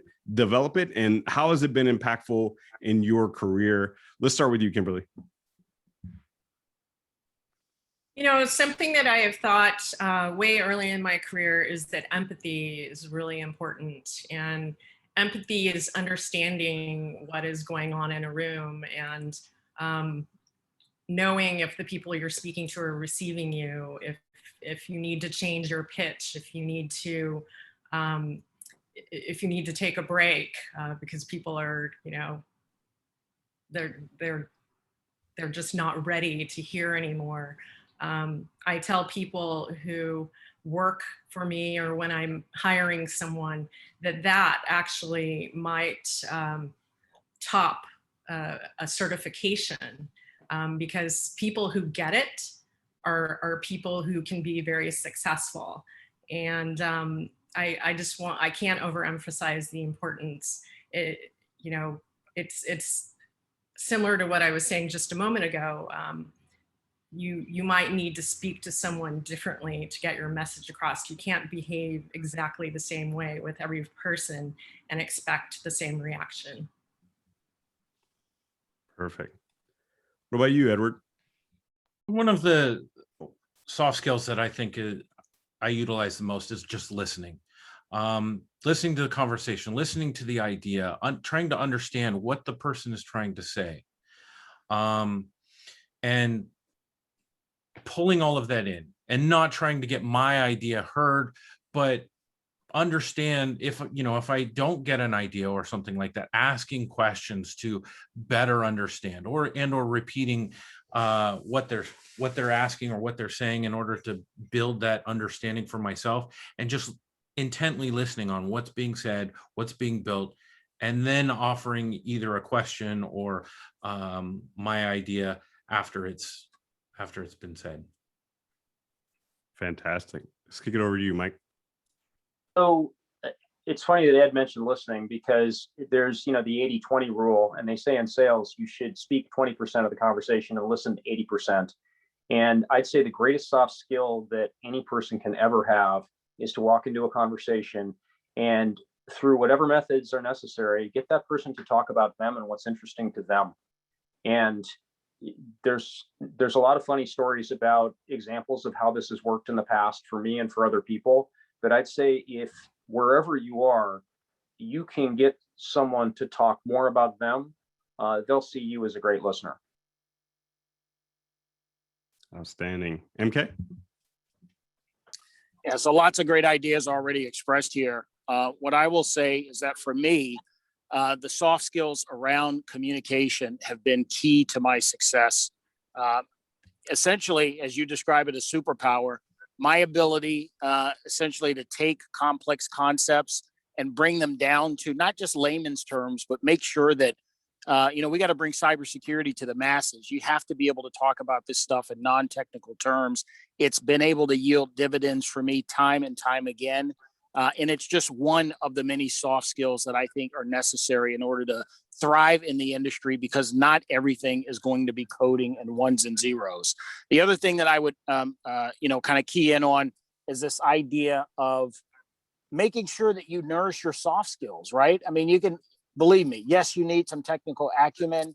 There are things that you will absolutely need to study and make a part of your portfolio, but constantly work on those soft skills, because I still believe that those are difference maker skills that will get you access to those higher level positions that most people aspire to.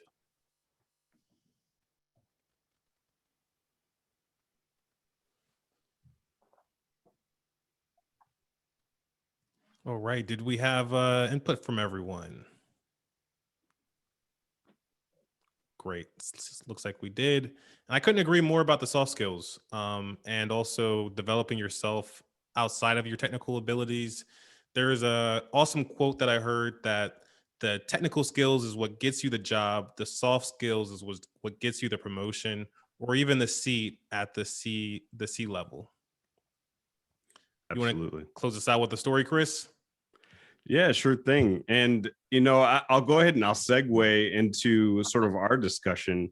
When it came to being a part of the cybersecurity community, I really had a hard time in the beginning breaking through. I didn't look like everyone. It seemed like I didn't come from the same background as everyone.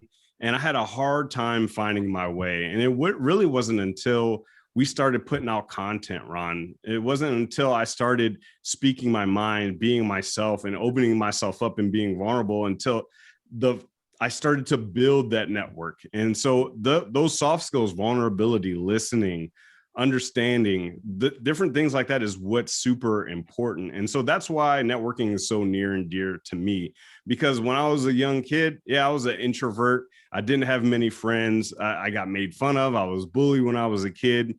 And it wasn't until I started wrestling when people started to leave me alone. No, I'm just kidding. But it was important for me to develop those networking skills because I didn't want to be by myself. Human beings by nature, they want to belong to a community. They want to belong to a tribe. Even if we are introverts, the feeling of belonging is super duper important. And that's why we're going to transition to talk a little bit about our background. But before I talk about our background, and also please feel free to drop questions into the chat. Ron and I love to answer questions about our journey, about cybersecurity, about podcasting, about where we're going in life. So feel free to drop those in there. But I'd like to, if you would indulge me, let's go through an exercise together.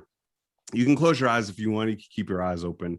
But I want you to think about a time or a thing that was really important to you. It could be a talent. It could have been a hobby. It could be your job, something that you were really passionate about. And I want you to imagine, I want you to fast forward 2 years into the future. And let's say you're getting an award for being one of the best in that particular arena. How would that feel? Some people would say, oh, awards don't mean anything. Some people would say that would be validation for the skills that I've developed. But really just think about it for a moment as to how that would feel in whatever field or interest or hobby or sport that is. Just take a minute to think about that.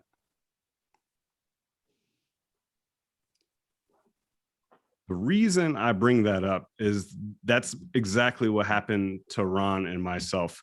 When we started Hacker Valley Studio, it wasn't to build this big business. It wasn't to get paid or notoriety. It was literally to have these deep, impactful conversations with our guests and be able to share that with folks to enrich their lives, maybe give them a little inspiration or knowledge that they could use in their career in technology and cybersecurity. And then you fast forward 2 years later, and we're up for a Webby, which is basically the Oscars for the internet. And this just happened this past week. We were completely floored. We didn't even realize that we were building a business until we had MK Palmore come into the studio. And I remember it like it was yesterday. We're sitting there and we're thanking him for taking the time to come chat with us. And he said, I love working with young entrepreneurs. And we hadn't made a dime off the podcast at this point. We didn't even think about monetization. But when he came in, it sparked something in us. And we said, how far can we take this thing called Hacker Valley Studios? And what we did is we took what we learned, not only from our careers in cybersecurity, but in also developing this thing called Hacker Valley Studio. And we created a framework. And in this framework, it's really the keys to the kingdom of being great in whatever it is that you want to be great in. It's an acronym. It's called EXIST. And the EXIST framework is the EX is explore. How do you find that thing that strikes a nerve with you and that you're going to continue to put the time in to get good at, time in and time out? And also that know that it's sometimes it hits you like a tuning fork, but sometimes it's a slow burn. It's something that you become accustomed to. Once you explore and you find that thing that you find interesting, you move over to immersion, which is that I. And that I is where we talk about that networking. We surround ourselves with the people, the concepts, the ideologies of the thing that we're trying to get better at. We move over to S, which is study. Now we're talking to mentors. We're going to school. We're going to community college. We're taking certifications. We're doing all the things that we talked about during these panels. And then ultimately what we want to do is translate or transform, which is that T. And that's how we bring it back to our community. That's how we level up our children. That's how we promote diversity. This is how we invent, innovate, transform, create new things. We teach people, our peers, our children, and all these great things. And so with that in mind, we're going to tell a little bit of our story as Hacker Valley, what we're looking to do in the future in the context of EXIST. Yes, absolutely. And what we learned when we were working our way through building Exist and understanding how we can apply it to podcasting, we learned that we've also been applying this framework to other facets in our life. For me personally, I know I've used this framework indirectly to even get started in cybersecurity. I would love for everyone to take a second and put in something into the chat. What is an area of the field that you're exploring? What is something that you're truly interested in learning more about? And the EX in Exist for Explore is all about the exploration of an endeavor. It could be cybersecurity focused, it could be something non-cybersecurity related, but when you are in this phase of the Exist framework, you've probably seen something or you've met someone that really sparked a nerve with you. They could have done this miraculous dance move. By the way, Chris pops and locks for anyone that's interested. Maybe he'll do it during this session. Or it could have been working with someone like MK and seeing his speaking abilities and watching him on stage and inspire a group of cybersecurity professionals. Or it could have been introducing yourself to Mike and seeing his how much of an extrovert he is and a communicator. Everything starts with the exploration. Someone said kick Kubernetes, venture capitalists. For me, exploring was all about learning how to break into things. I'm sure we can all relate here in cybersecurity. When I was very early in my career in life, I was really interested in kicking my friends off the internet. I was in love with AOL Instant Messenger. And one day I got sent this file through AOL Instant Messenger, and this person was able to take control of my computer. They were able to open my CD-ROM drive, and awkwardly enough, I had to close it back up.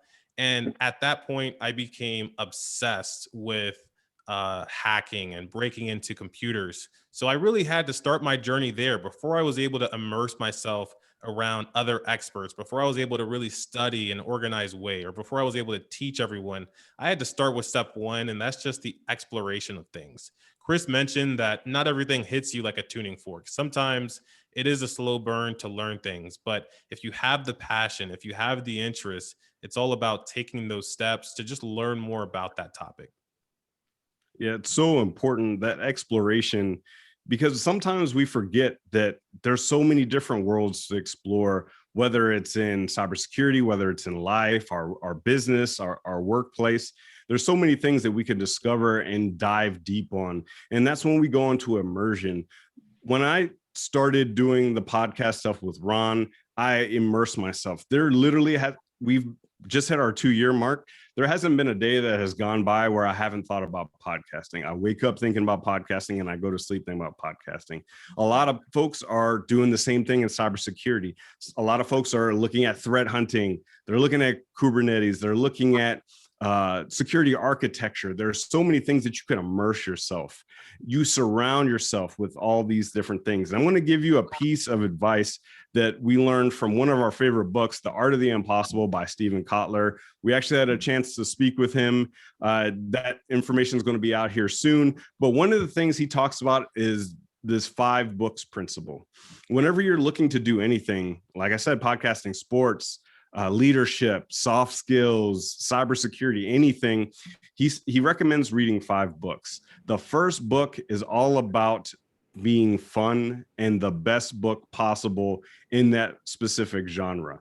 It's all about having a good time. It's not about necessarily studying it. We're going to get to that in a second, but it's about being exposed to the terminologies, the problems of that particular arena. And so that first book is going to be that best book in the world, something you're going to have a good time. And don't take notes on the terminology. Take notes on the things that you find interesting about that specific topic. And so then you go from book 1 to book 2. Book 2 is a little bit more technical and gives you more of the terminology. And it's still going to be focused on fun. Find something that has great ratings, something that might even be funny. And it doesn't even have to necessarily be a nonfiction book. It can be a fiction book based on cybersecurity or whatever it is that you're looking to do.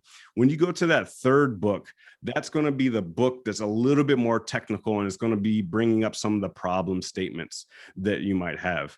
That fourth book is going to be the most technical book that you're going to endure, that it might be hard to get through. And again, the same thing you're going to do is you're going to write down the things that are interesting, not necessarily the terminology or the concepts, but the things that are speaking to your heart.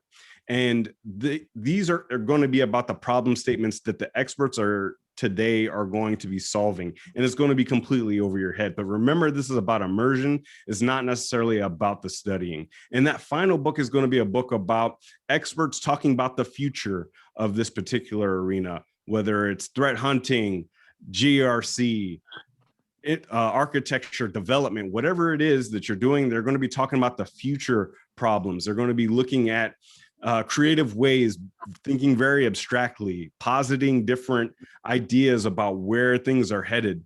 And once you have read all 5 of those books, you're going to have a decent idea about what you're getting into. You're going to have a decent idea about what interests you about that specific thing. And that is one of the key components to immersion.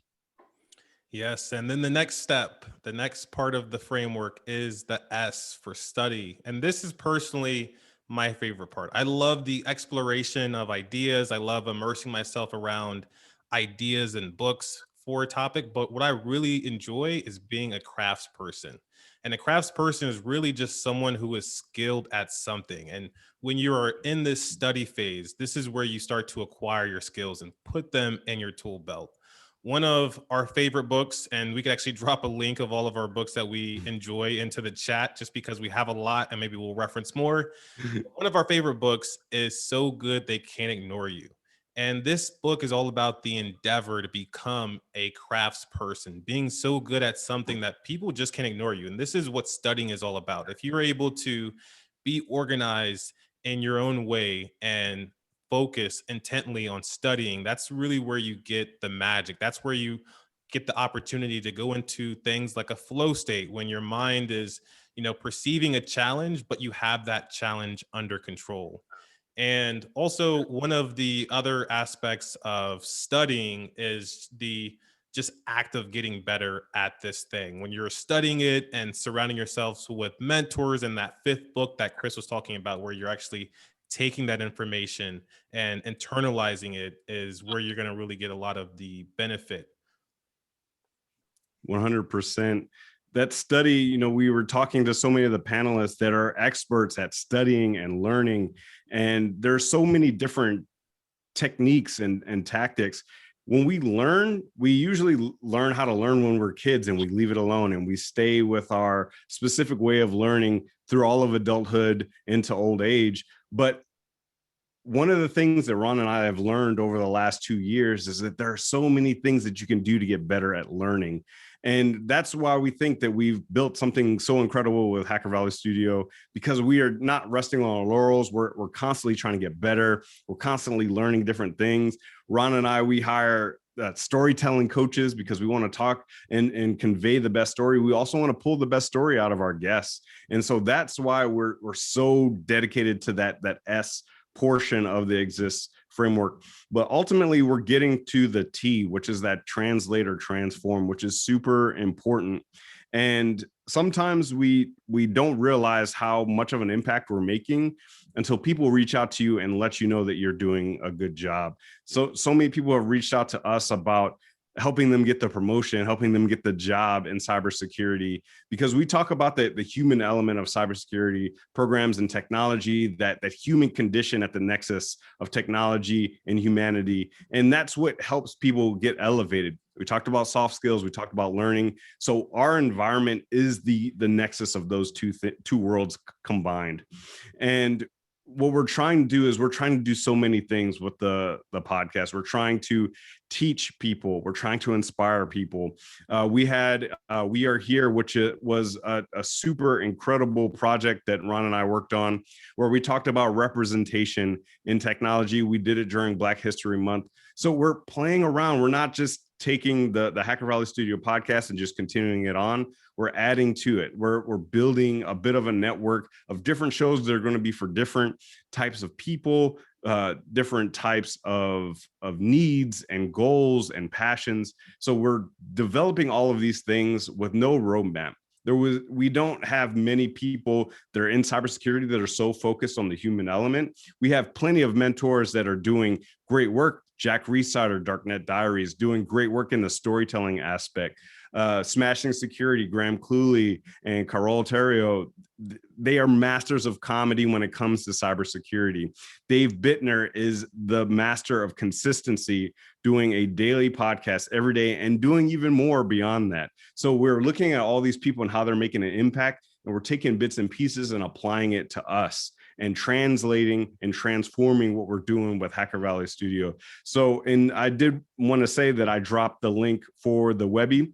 We have 2 ways of winning. One is the People's Choice Award, which we're in 3rd place right now. We're up against some incredible giants in content development. We're up against Wired. We're up against TechCrunch, MIT, Wait What? And it's just Ron and myself. We have some contractors that help us out with some production, a little bit of marketing, but for all intents and purposes, we're an independent group. So if you have the time, if you want to help us out, please give us a vote, and we would really, really appreciate it. But with that, I did want to open it up for any additional questions that you might have about Hacker Valley Studio, the Exist framework, our path and journey through cybersecurity. Would love to open it up to anybody.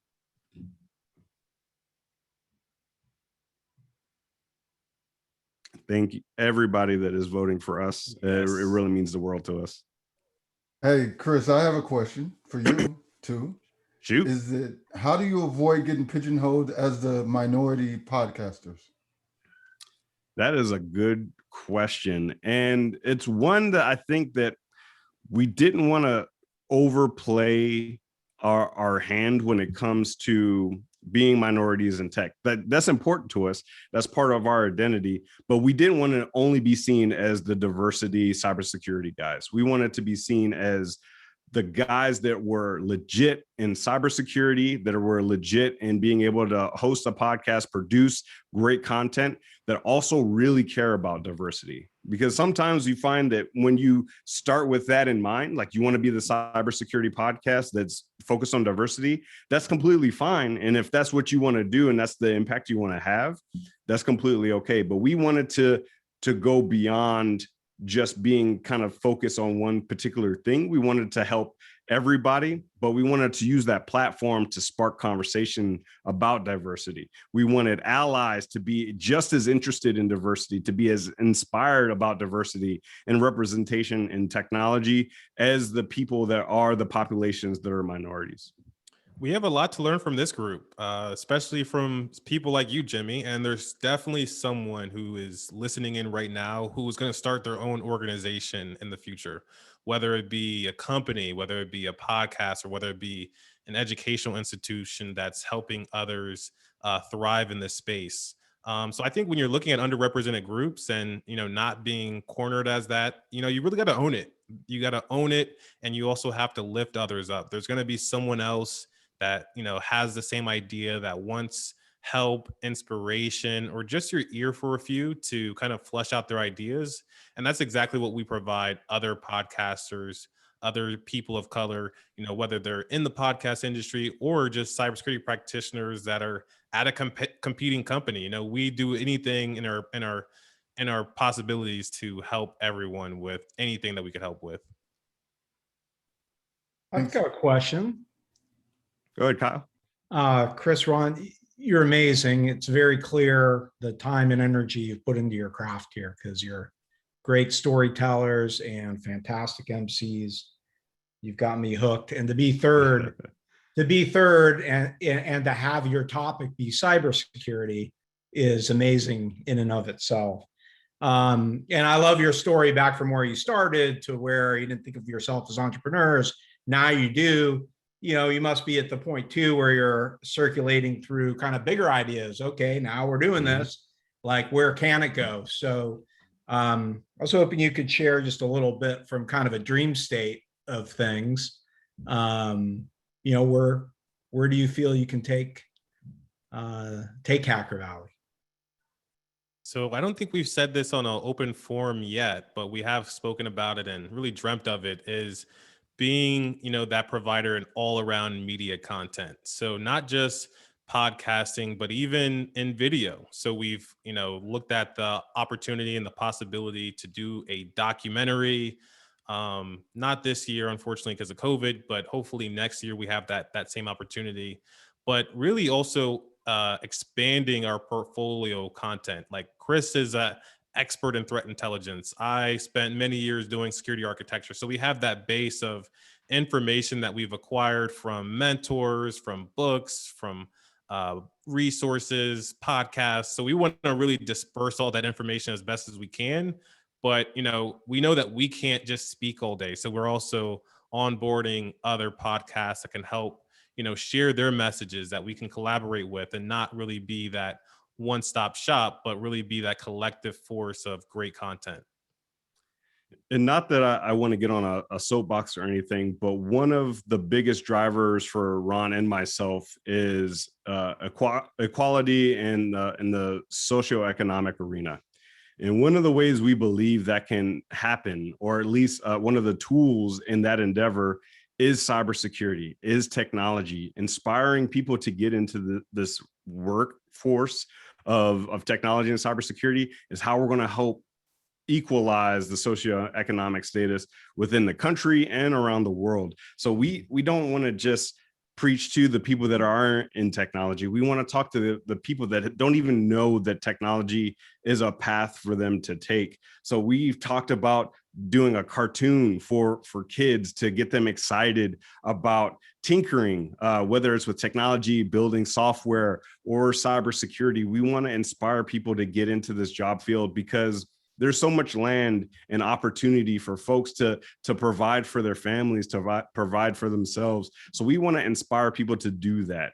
And the reason we entitled We Are Here is because we wanted to say that, look where we came from. I came from poverty. I didn't have a lot growing up, and I was able to work myself from my situation into a place where I can provide for my family. I have a house over my head, or a roof over my head. I have all access to all these incredible people, and I'm not anything special. I didn't have a magic formula. I didn't have anything that was given to me. I had to do this myself with the help of the people and the network that I've cultivated over the last several years of my career. And so we want to inspire people to do just that.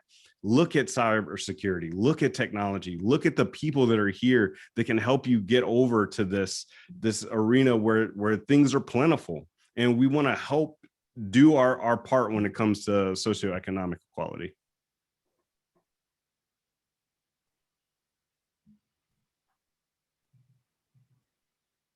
Any other questions? Sorry if that was heavy. Yeah, and thank you everyone for voting. Really appreciate it. Super important. And yeah, so if there are no other questions, please feel free to reach out to us on LinkedIn. That's where we're the most active. Our website is hackervalley.com. We have a mastermind group. If you're interested in that, please reach out to us and we can talk about it. And thank everybody that's voted for us on the Webby. Hopefully it moves us up a place or two because we have some stiff competition. But first of all, thank you so much, everybody that helped put this organization, this event together. We do have one more panel that we're going to be kicking it off over to, and we'll be sticking around. So if anybody has any questions for us or anything that they wanted to say, please feel free to do that. Yes, and don't leave yet. Like we said, there's one more panel and we'll kick it over to Alyssa. Hey everyone. So we were thinking that, it's been a little bit, everyone's been sitting in front of their computers. So we're going to give you just a couple minutes just as a bio break. Do you need to use the restroom? Do you need to do? And we will start here again at 5:25. So we'll give you 5 minutes and then we are going to start panel 3, which is a day in the life, ask me anything. So we'll see you guys back here at 5:25. I'm going to keep this live. So just mute out. Thanks, you guys.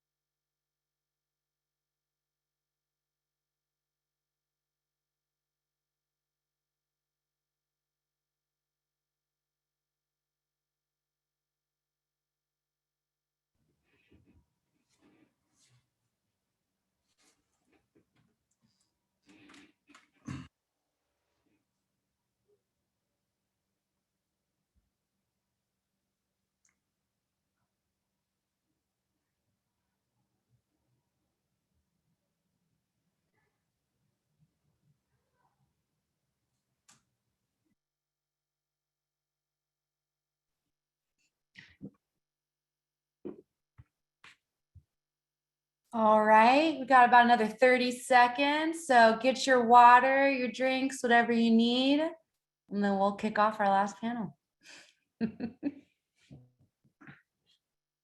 All right. All right, let me make sure I have everyone back with me. Okay, perfect. Well, welcome back, everyone. I hope you all received a lot of inspiration and motivation from our previous panels. I know I sure did.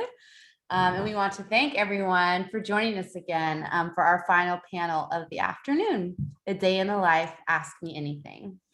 So I'm going to start by introducing myself, your moderator. So my name is Elisa Matson, and I work with the Executive IT Community Group that was represented earlier by Mr. Kyle Rosenthal, the Office of the CIO. So my role in the technology world is actually in events and communications. So I am not personally an IT focused person. My passion is people. And I was able to find a place to feed that passion in the tech world through my involvement in communities such like these that are represented here today. So I'm very happy to be here and for all of you to be with us today. So this panel is really a time for those of you that are still with us to ask our panelists any questions you may have about what their day-to-day looks like as someone who works in the tech industry. So before I open up the chat for questions, I would love to meet our panelists. And I'm going to ask that as the panelists introduce themselves, I would love for you to include what your current role is in the IT industry and what your journey looked like getting into that role. So Mike, why don't we start with you? Okay, so I'm Mike Skirko, and I've been in sales my entire career, probably not shocking, being the extrovert of the group. But I'd say my path into tech was unusual in that I didn't study tech in school. I didn't really think in terms of, yay, tech is a career.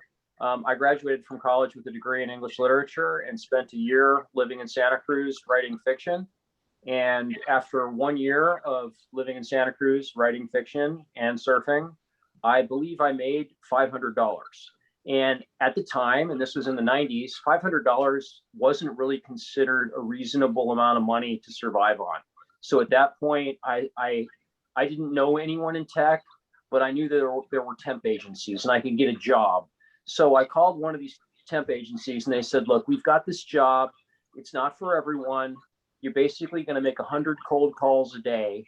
And people are going to say no to you all day. And you're going to talk people into a trial version of this software from this little unknown company. And I thought, how bad can it be? And so I did it. And it was actually kind of fun and kind of competitive. And I liked that. And I had to learn a lot of stuff. And it was a lot of computer things. Back then, it was Sun Spark stations that I'd never seen before. This is like ancient times, pre-internet, pre-cell phone.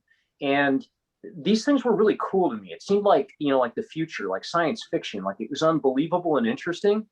And the company was filled with all kinds of brilliant people who were very motivated. And this was my first startup. And it was a company that many of you probably don't know. It's called Pure Software, but you might know the founder, Reed Hastings, who founded Netflix. So his company did phenomenally well. They had an IPO and I was hooked. I thought, this is awesome. Startups, yay, startups. What could be better? And they don't always work out like that. I believe the number that VCs like to throw around is 1 in 20 startups will do very well. A couple of them will give them a return on investment and the rest will blow up in your face. So that's kind of how I got into tech. That's amazing, Mike. Thank you for that. Let's hear from Jimmy next. Thank you very much. So I'm Jimmy Sanders. I run security for Netflix DVD. I'm the president for San Francisco Bay ISSA. I'm on the ISSA International Board. I'm also a member of the Office of the CIO. And I'm also on the board for Information Security Leaders Foundation.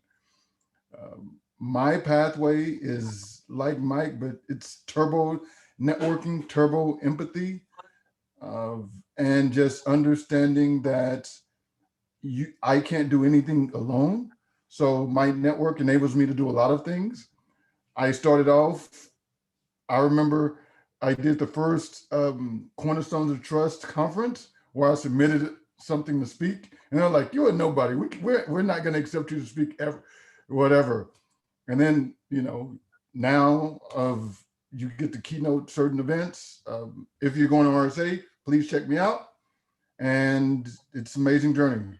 It's wonderful to be with these amazing, smart individuals and watching their journey and watching them just be amazing. It's fun. Great. Thank you, Jimmy. Kimberly, why don't we hear from you next? I feel like I've been talking a lot today. It's all right. It's me again. This is KQ. As mentioned before, I'm a board member of the Silicon Valley chapter of Women in E-Discovery, also a board member of the San Francisco chapter of ISSA with Jimmy. Yay! I'm also an InfraGard member and a lead of a corporate special interest group and some other organizations. My day job that actually feeds me is I lead e-discovery, digital forensics, and information governance at Juniper Networks here in the Bay Area. So I pretty much nerd out and deal with data and privacy and compliance issues all day long. So if you want to ask me any questions about that, I'm sure it's a really, really exciting topic. And what about your journey, Kimberly? Did you have a kind of not, you know, normal, you know, getting your degree in this, that means you go to work in this, or did you have a different journey? Yeah, I started out, yeah, sorry, I forgot about that. No, it's okay. I started out, I went to UCLA and I was trying to figure out what I wanted to be when I grew up. And I was trying to get into the communications major, but it was really impacted and I didn't get in, which is a good thing. And I ended up going poli-sci, and I worked at a law firm when I was in college, as well as a commercial real estate firm and a talent agency, and for the school paper. But I ended up really taking to the law, and I became a legal assistant while in college, and then I became a paralegal after college. But I also was a nerd, and so I was always doing tech. And my resume looked weird because it was very legal, but then on the other side it was tech. And I started working at Oracle, and that's where I picked up Unix and SQL. And then all of a sudden, a few years later, the e-discovery industry was born, and my resume was not weird anymore. So. And wow, I think, so yes, I would say that's an interesting journey. Kind of dabbled in it all. It's not weird at all for legal and tech to be together at this point, but it was back in the day. And I'll just give my age away a little bit by telling you that I was a paralegal working for AOL.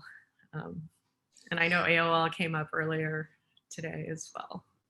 Oh, thank you for sharing. That's very interesting. Kyle, you're on mute if you're trying to talk. I shouldn't talk. I was surprised when Ron brought that up. I'm like, you look like you just graduated college. About being on AOL. We had all our CDs, right? And remember how we used to get on the internet? It's called coasters. Oh, that's amazing. Thank you, Kimberly, for that background. That was great. Well, Kyle, since you're speaking up, would you like to tell a little bit about your background and how you got into I shouldn't be rewarded for speaking up, but I'm happy to share about my background. My name's Kyle Rosenthal. I'm the chairman of the Office of the CIO. I also run a technology solutions provider that's focused primarily on cybersecurity, and that's called TAC Tech. And that's been a very fun, fast-growing business, and it's been a great ride. And then I also chair the CIO Scholarship Fund, which has been around for quite some time, and that's brought a lot of dollars into schools for economically disadvantaged students. And it's also brought a lot of time from IT executives donating their time into schools. And I think I've definitely taken one of those less traveled paths in life. And if I can, to that extent, influence or help anyone, that's why I like to share and part of why I'm here. I was diagnosed with ALL leukemia when I was 6. I spent most of my life as a child in the hospital. I don't know how I became so extroverted, but I did. And I was always a very curious kid, but I was never one really to fit into the standard schooling model at the time. And raised by a single mom, and didn't come from a family who had a business background or technology background.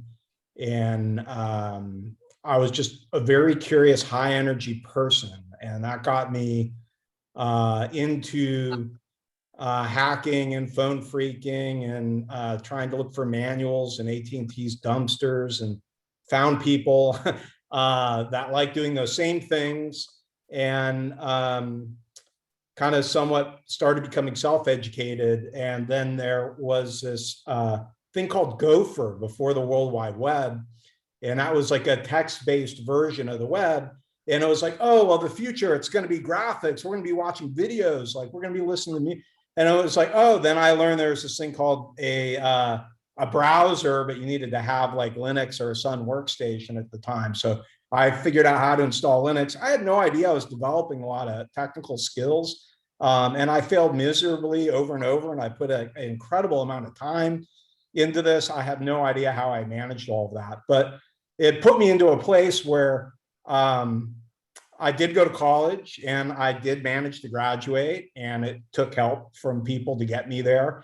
And I got a job helping build one of the first broadband over cable networks at Cox Communications, and then got pulled over into Silicon Valley, which made a lot of sense for me, and just worked at one internet or security company kind of after that until I decided to do my own thing, which I think is great to do when you're younger because you don't have a lot to lose. So be entrepreneurial early.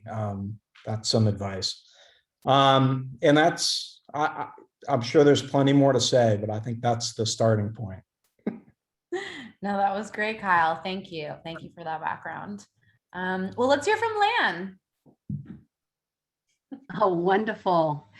It's like it takes a special mindset and restless for this group of people to come into the field.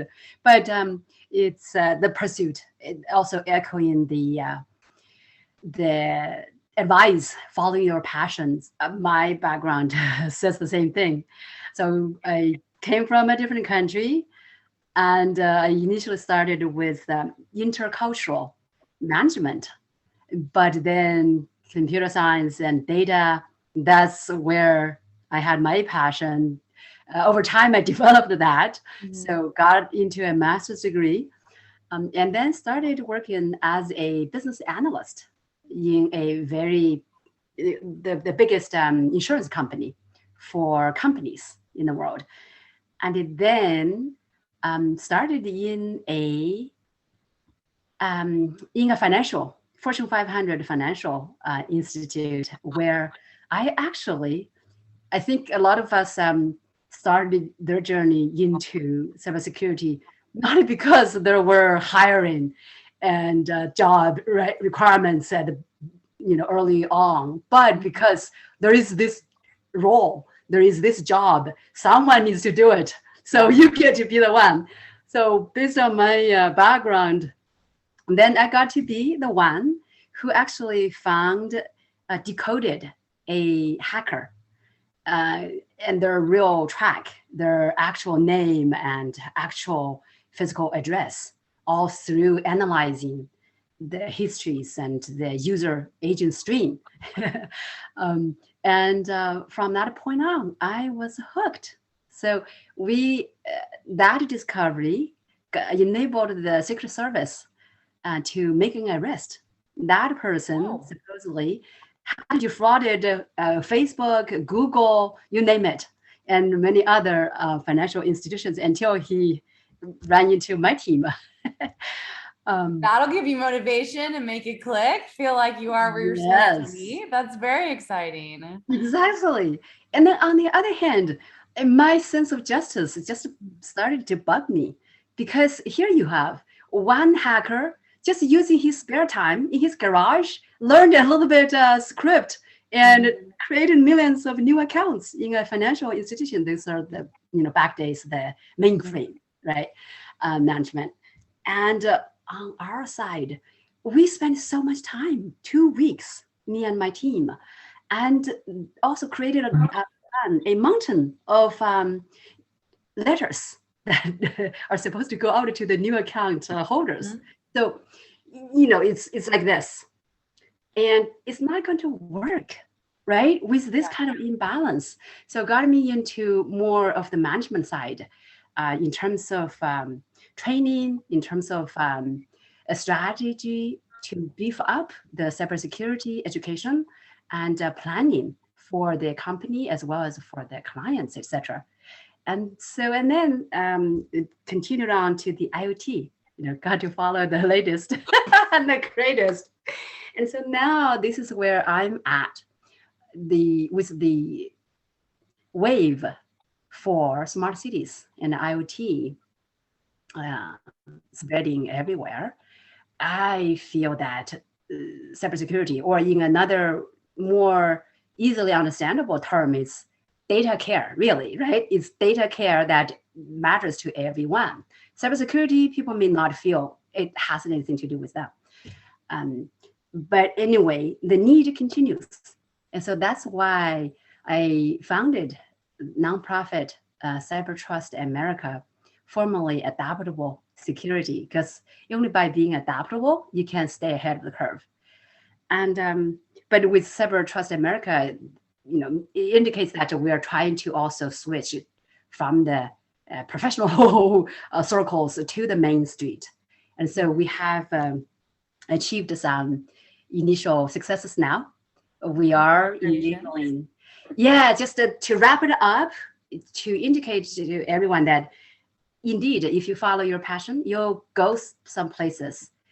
So our places now is one example is that we are funded to help the regional governments, so over 100 cities and counties in the San Francisco Bay Area, to do regional cybersecurity, because only that way you can scale up.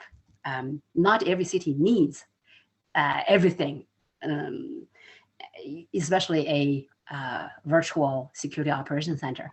But if they pull the resources together, voila, everyone's covered with so much less resources. And so that's my journey.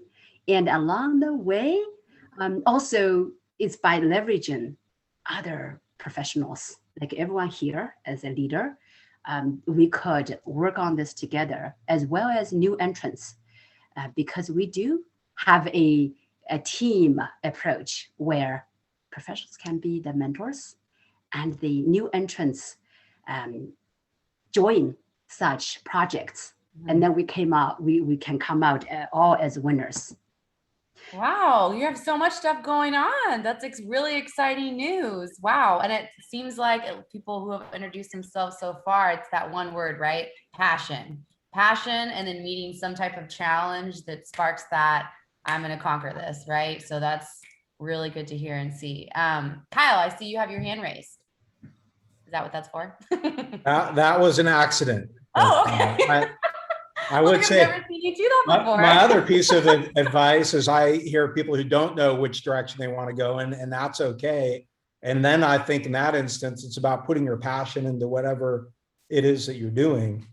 Because we don't all know exactly what our trajectory is, but you get a job and you put yourself into it, and amazing things happen. Absolutely. Well, Sarah, let's hear from you next. Sure. I'm just so impressed by all these amazing stories. And I want to shout out to you, Elisa. Thank you for being a great moderator. Of course. And to all the rest of my panelists for helping organize. And let's see, I would say, just to introduce myself, I'm a privacy engineer at Netflix. Woo, we've heard a bit about Netflix. And so I'm in cybersecurity there. And I also am a postdoctoral researcher at Alameda County Sheriff's Office and with some other law enforcement agencies. And I also run Each One Teach One, which is the organization that I introduced earlier. And so in thinking about, how I got where I am, I guess I would just briefly say that I really identify with a few of you and your stories that you've said. I was always interested in computers, even in high school. So I would go and take classes, but then I would be told that I wasn't good enough, which I believed. And so then I would go off and study something else. Then when I get to college, I was at Harvard and I was really interested in computers. I took all these computer courses, but I was told, you're really not good enough. There's other people way better than you, which I believed. So I went off and majored in Romance languages and literatures, just like you, Mike, in some liberal arts there, And then, I got into a job in a management training program at a bank after I graduated. And I was fascinated with the computers. Turns out I learned a lot. I knew a lot more than most of the other people in my program. And I got drafted to build a very large fixed income asset management system for a mutual fund company. And eventually at Fidelity Investments, I ended up building a $100 billion fixed income and equity asset management system that handled all of their fixed income and equity investments. And it was a fascinating job with a staff of over 150. And it was sort of the end of the, not the end, but it was like a result of doing all these things. But they still told me that you're not technical enough. So I thought, when will I be technical enough? Like, what will I need to do to be enough? And so I went back to school and got my PhD. I was like, if I get my PhD in computer science, will that be enough?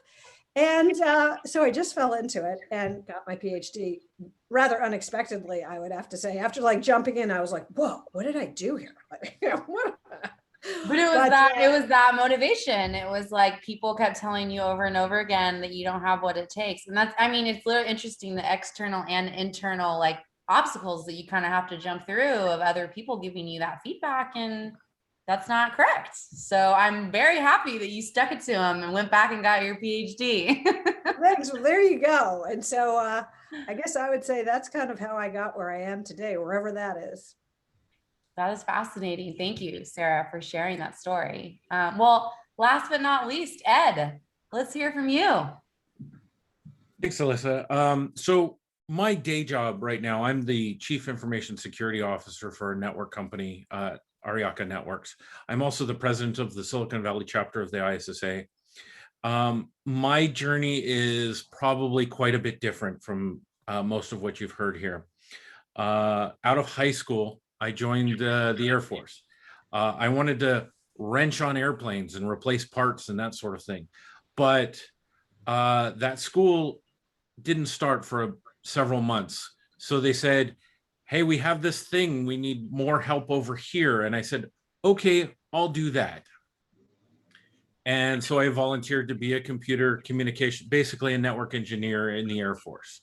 Went and did training in the Air Force, and it was basic troubleshooting and tracing wires and that sort of thing. Once I got out of the Air Force, I got a job doing telephone tech support. It was basically entry level. Going back to what Kyle said about the browser, I did telephone tech support for the first browser. I worked for a outsourcing company and did telephone tech support for Netscape way back when. I did that for a couple of years. And in there, they said, hey, we need some people to support Linux and Mac. And I said, I'll support some Mac, and this Unix thing is actually what it was. I had no idea what it was, but I'm like, yeah, I'll help out. And so they handed me floppy disks and said, go install this. So I had to figure that out, go install that, and that sort of thing. From there, it was kind of a volunteer here, volunteer there. I became a systems administrator, or an SRE, if you will, in today's terms. And the company I was working for said, hey, we need some firewall engineers. Do you want to go and take some training? I'm sure, I'll volunteer to go do that and become a firewall engineer. And then I became a security engineer with that. And then it was, hey, do you want to learn this new thing? And I was like, yes, I want to learn that new thing. And it kept going and going and going. And I kept volunteering for these types of things. And I didn't go to college. I attempted to go to college a couple of times outside of the Air Force, but it was a lot of volunteering and a lot of different things. And then I volunteered to join this organization in 2009. In 2010, I got a job with a major healthcare organization here in the Bay Area, and they offered tuition reimbursement. So I went back to school, and I went to school for cybersecurity. It was actually IT with an emphasis on security. And then I went for my master's right away and got my master's of information security and assurance. But it was a volunteer for this, volunteer for that. Somebody says, hey, I need help with something, like, I'll help with that. And I'll go learn something new, sure. And now here we are. The same thing happened at that healthcare organization. They're like, hey, we need some help over here in the consulting. I'll go do that. I don't know that. Let me go learn that. And lots and lots of learning. Hey, we need governance, risk, and compliance. We need some GRC guys. We need to do a SOC 2, or actually previously it was SAS 70. You're the security guy. This is yours, right?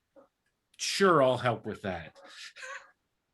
So it seemed like yours was more opportunity, but then also, you have a lot of it takes a lot of confidence to say, yes, I'll do that. Yes, I'll do that. Yes, I'll do that. Right? Like that you have the ability to walk in somewhere and learn and then own a task. Like that is.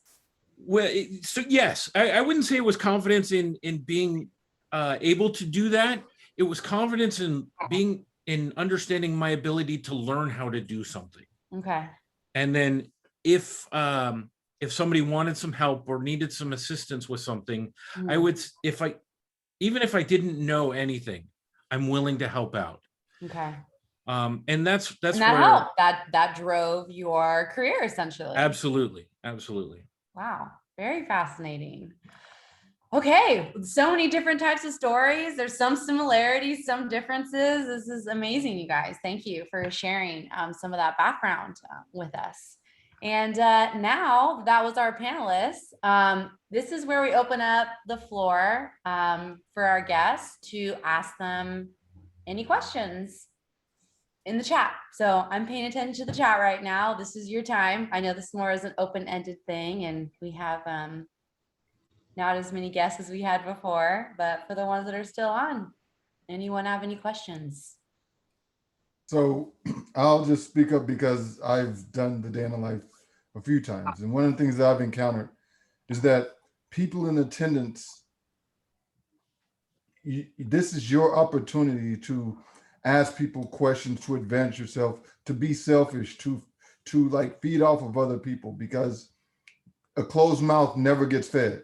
So unless you actually speak up, you reach out, you won't hear like little tidbits, the things that Chris and Ron were saying about the exist strategy and the exist template and those type of things are amazing that you won't get unless you ask about it. So please ask away. It's your time. Or if not, we'll sit around just playing darts all day. So Jimmy, I actually have a question for you.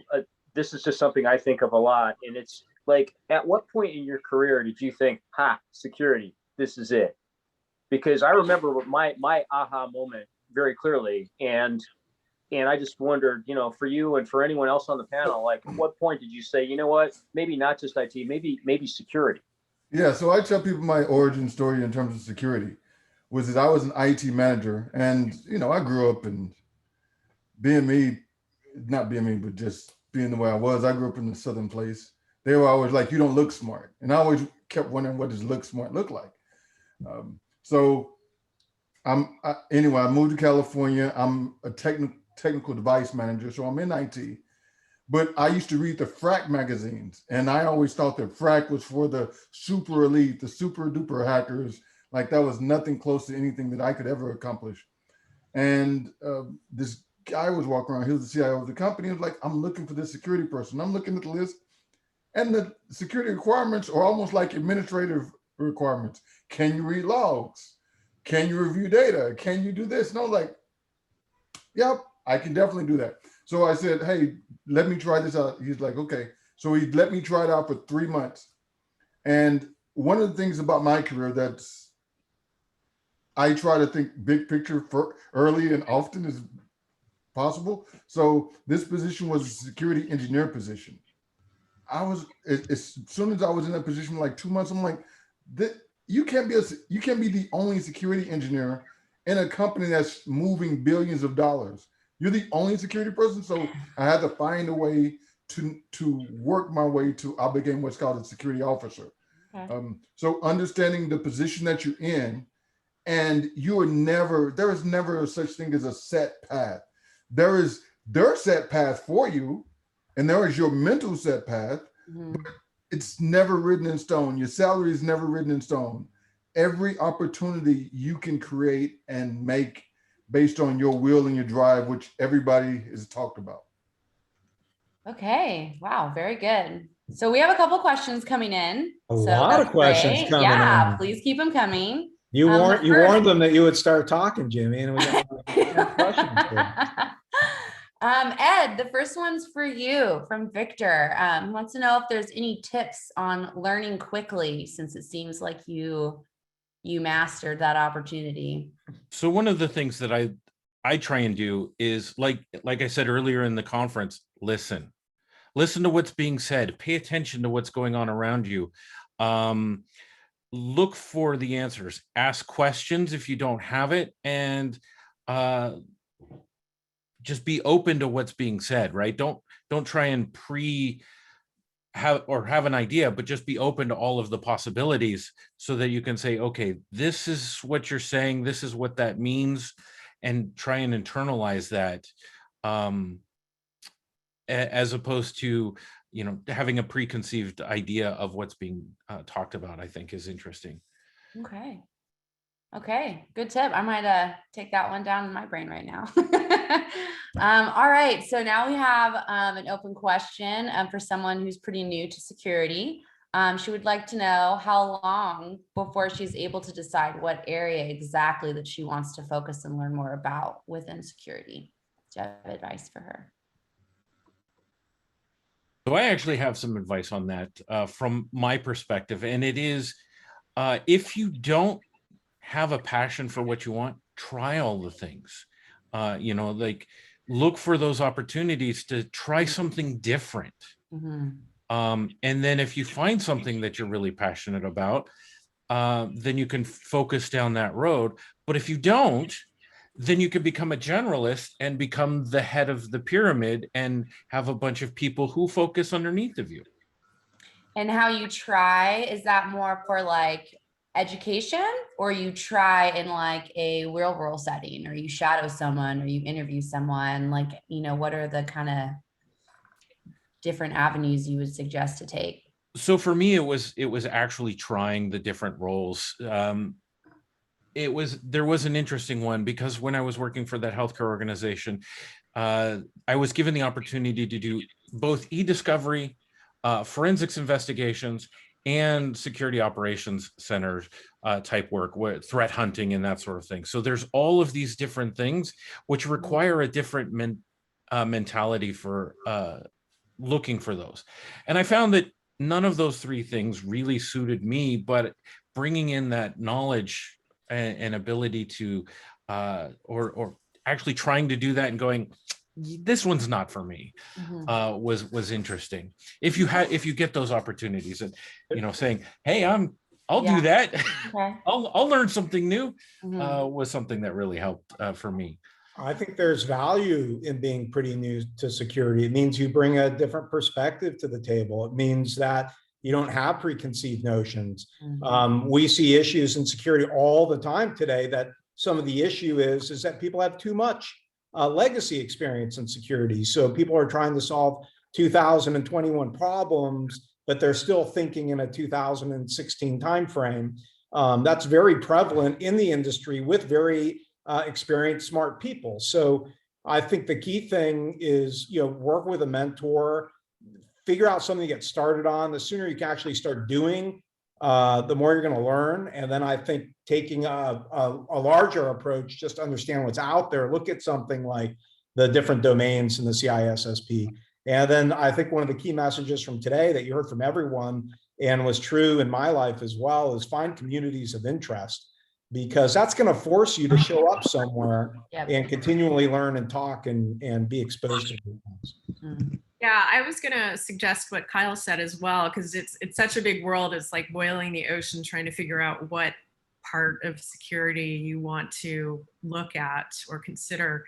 But looking at the CISSP and have, or something that's structured like that, and going into each module and seeing what you're really interested in, because my advice about job is make sure you really are interested in what you're doing, because then you get energy from it and you enjoy what you're doing, as opposed to the golden handcuffs, which is you go to work and you get a paycheck, but you hate your job and you're miserable, and you yell at your dog and things like that. And that's just cool. If I may chime in on that. So it's wonderful that Edward got to try out a lot of different roles. But nowadays, I think one thing different from earlier is that there's more maturity in the roles. So inside a company, it may not always be easy to laterally move around anymore. So to pick up on what Kyle mentioned, get in a mentor. So sometimes if you cannot squarely move to a different role, but maybe you can develop a relationship with someone in that role as a mentee, then that's one effective way to pick up. Another way, maybe some other people mentioned earlier too, is that you can volunteer. And when you volunteer, like the nonprofit that I'm running does match people up with in different roles. So that way you do get to try out in a shorter period of time. You get to try out different roles. So you can find out much faster than if you just limit your opportunities within one organization. Yeah, and I'd love to pick up on that, Lan. That's a great advice. One of the things I tell people is that one of the number one things they can do is work for an open source project. If you want to get into tech and you want to figure out where you want to be and you want to find mentors and you want answers to all of these questions, there's nothing like doing an open source project. So a lot of people ask me, Sarah, like, it's a chicken and an egg. How can I break into tech if I don't have experience? But if I don't have experience, how can I break into tech? But I tell them, actually, this is not really much of a mystery. This is not really that hard. What people do is they work for open source projects as volunteers. People say, you work for free? Absolutely. That's how people get into their career. And I worked for open source projects and met all kinds of contacts, and it helped me figure out what was good for me. So that's something I would suggest. How about the rest of you guys? Do you have some open source experience? It's funny because there's a question in our chat right now from who asked it? Sutapa, asking about recommendations for an open source CASB product. Coincidentally. Are there any recommendations? I work with a lot of open source projects, and some of them I pick because they're appropriate to some of the interns that I work with, and each one teach one from youth. And I have a lot of 13-year-old girls who are like top coders and really impressive. And so I recommend working with MIT Sugar Labs. That's a great open source project. And they are particularly friendly and open to people who have no experience. Because one thing that can be true about open source projects, let's face it, they can be very tough cultures to break into, and they can kind of discourage people sometimes.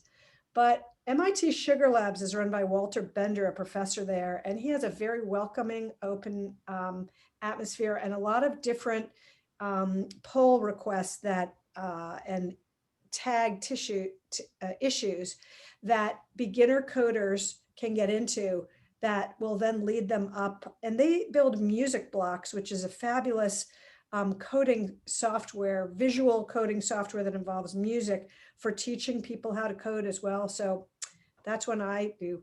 Of course, I was with Tor Project for quite a while as well, but that's a very different atmosphere. I'd also ask why. I think I'm not as familiar about what's going on with CASB in open source right now, but it is sometimes open source can actually end up being a lot more expensive than a commercial solution.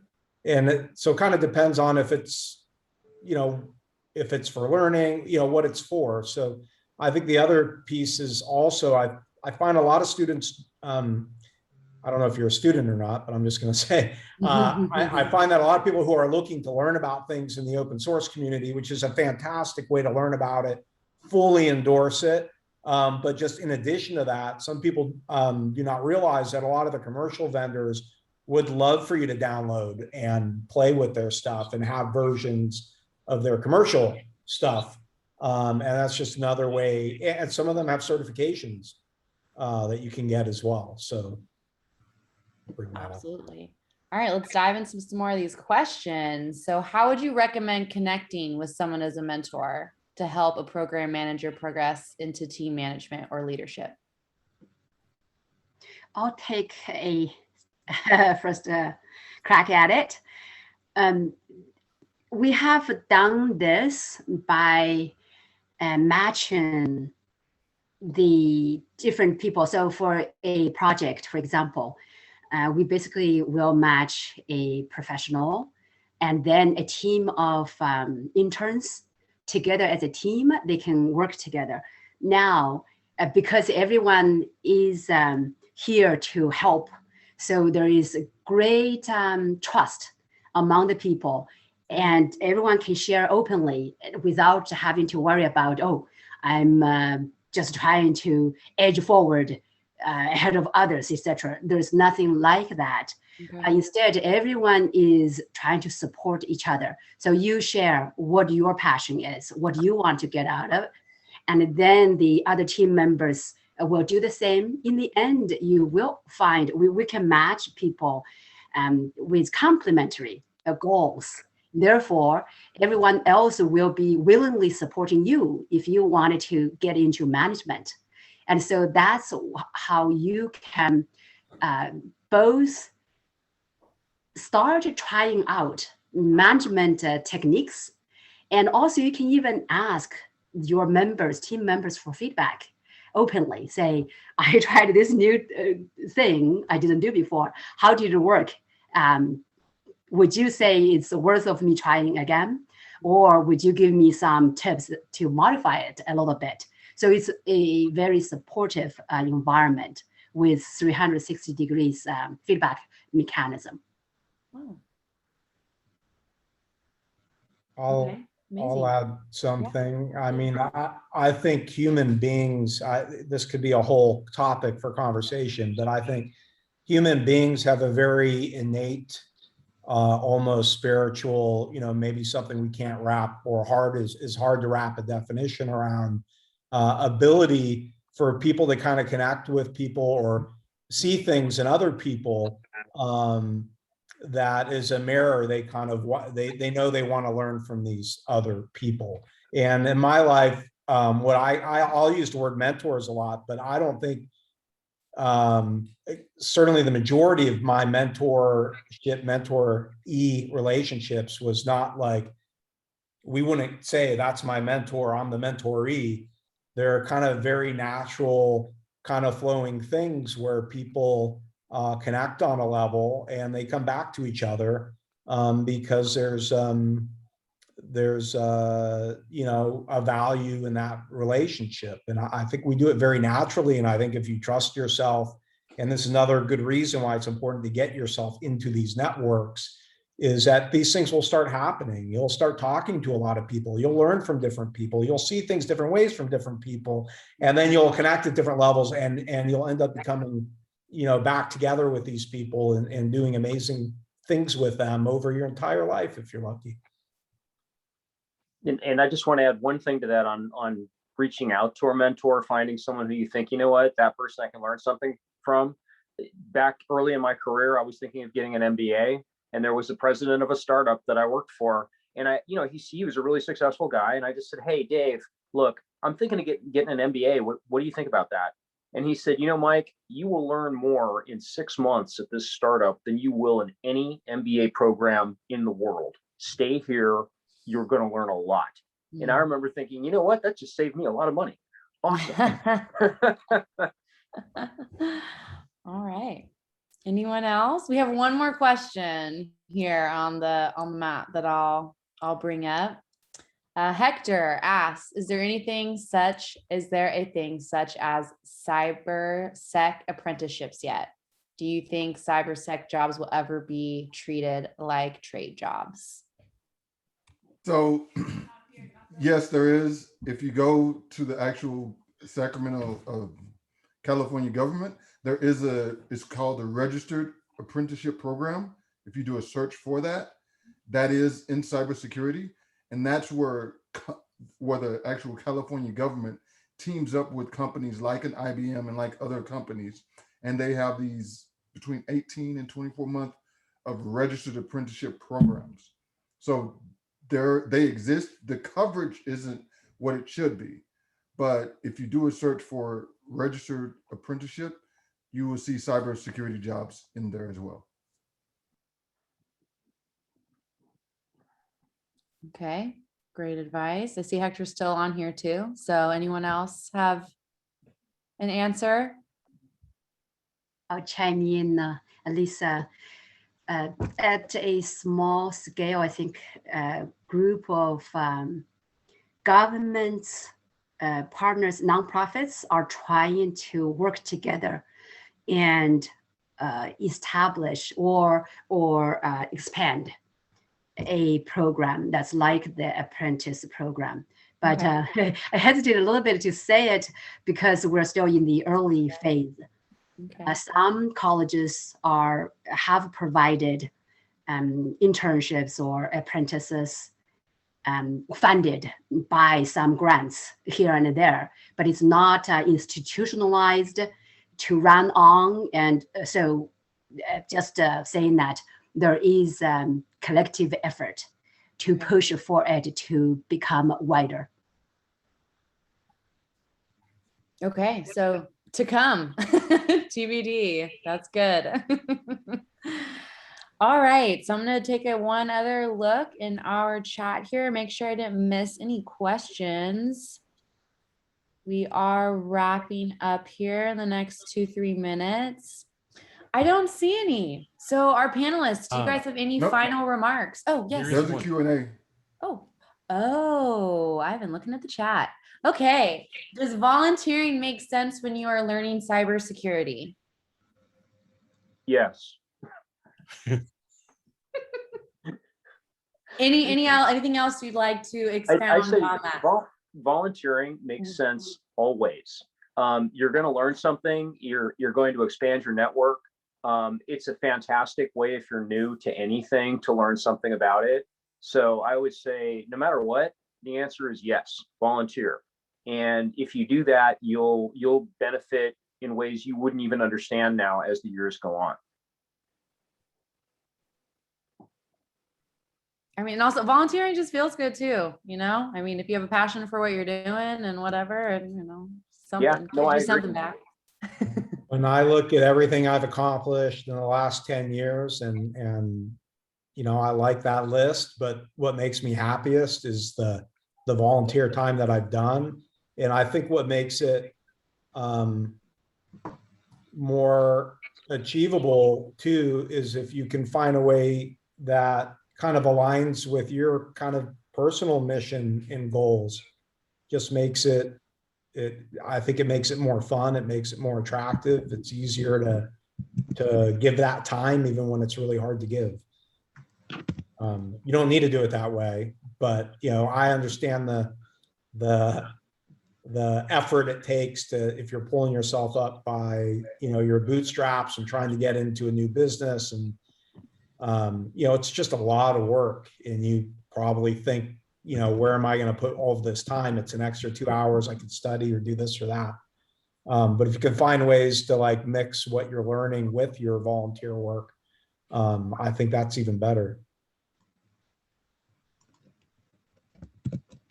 Great advice. Perfect. I did see this anonymous attendee ask this question that I missed earlier, so I hope that whoever you are is still on. But they asked, has anyone on the panel ever been asked by their supervisor if they would like to be a people manager or remain an individual contributor? And what did you do? Jimmy, you did a little answer in there, I saw.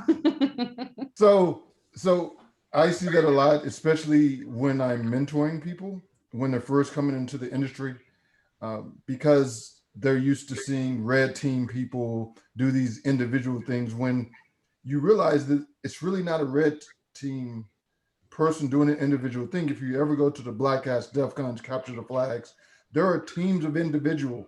You are part of those teams.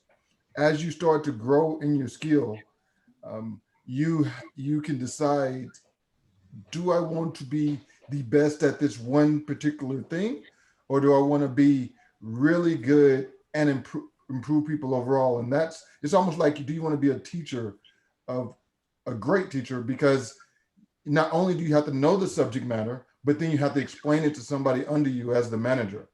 So, and the other big thing is that it depends on how much money you want, because as you progress along your career, there's always that elevator that says, okay, I've made enough money. I don't feel like being busy, because as you make more money, as you take on more responsibility, that's less family time that you're able to give back. That's less personal time. So as you go along that elevator, as you start climbing these steps, you have to ask yourself constantly, okay, I'm good at this spot. I'm good at elevator 10. Not everybody has to be the CISO. Not everybody has to be the $1 million salesperson, because that takes work. That takes a lot of time. Maybe you want to go out and just surf all day or do something. There's all of those things are great.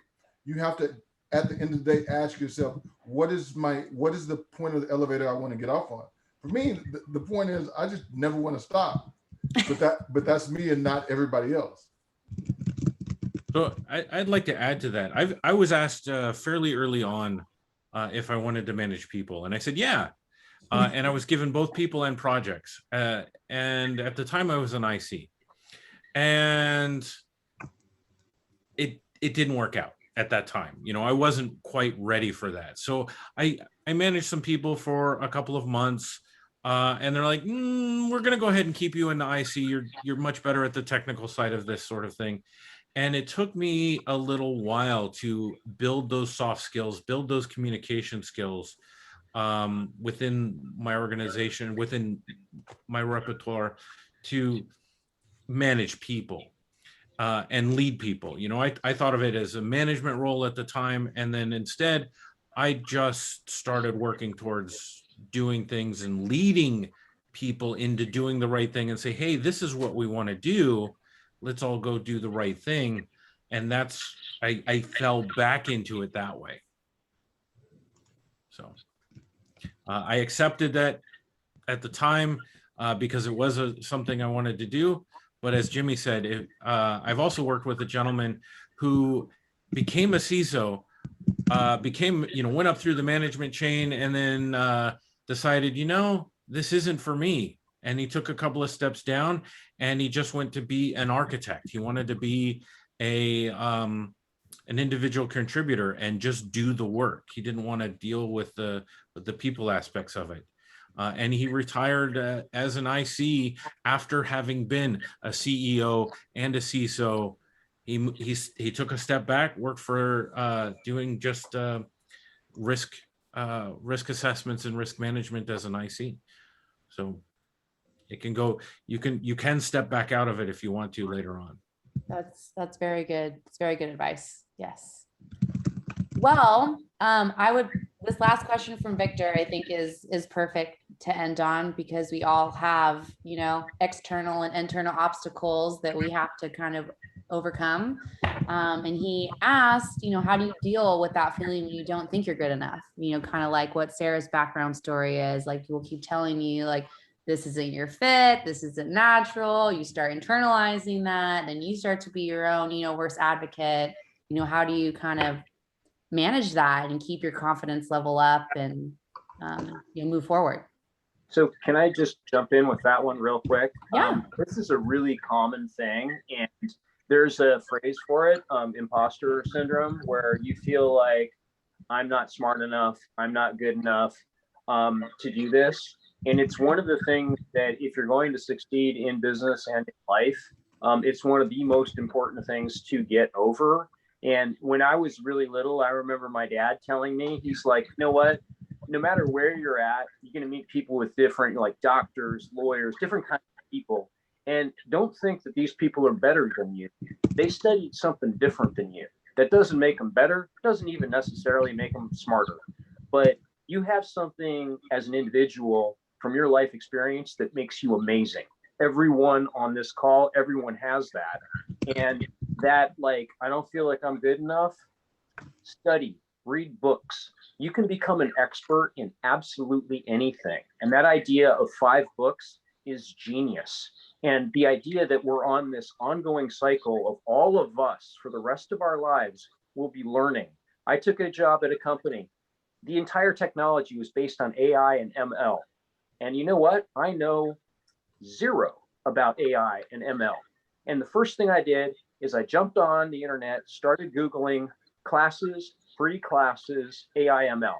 And I found the University of Helsinki is currently offering free classes online, university level classes in AI. Imagine that. They're free and you can take these classes right now.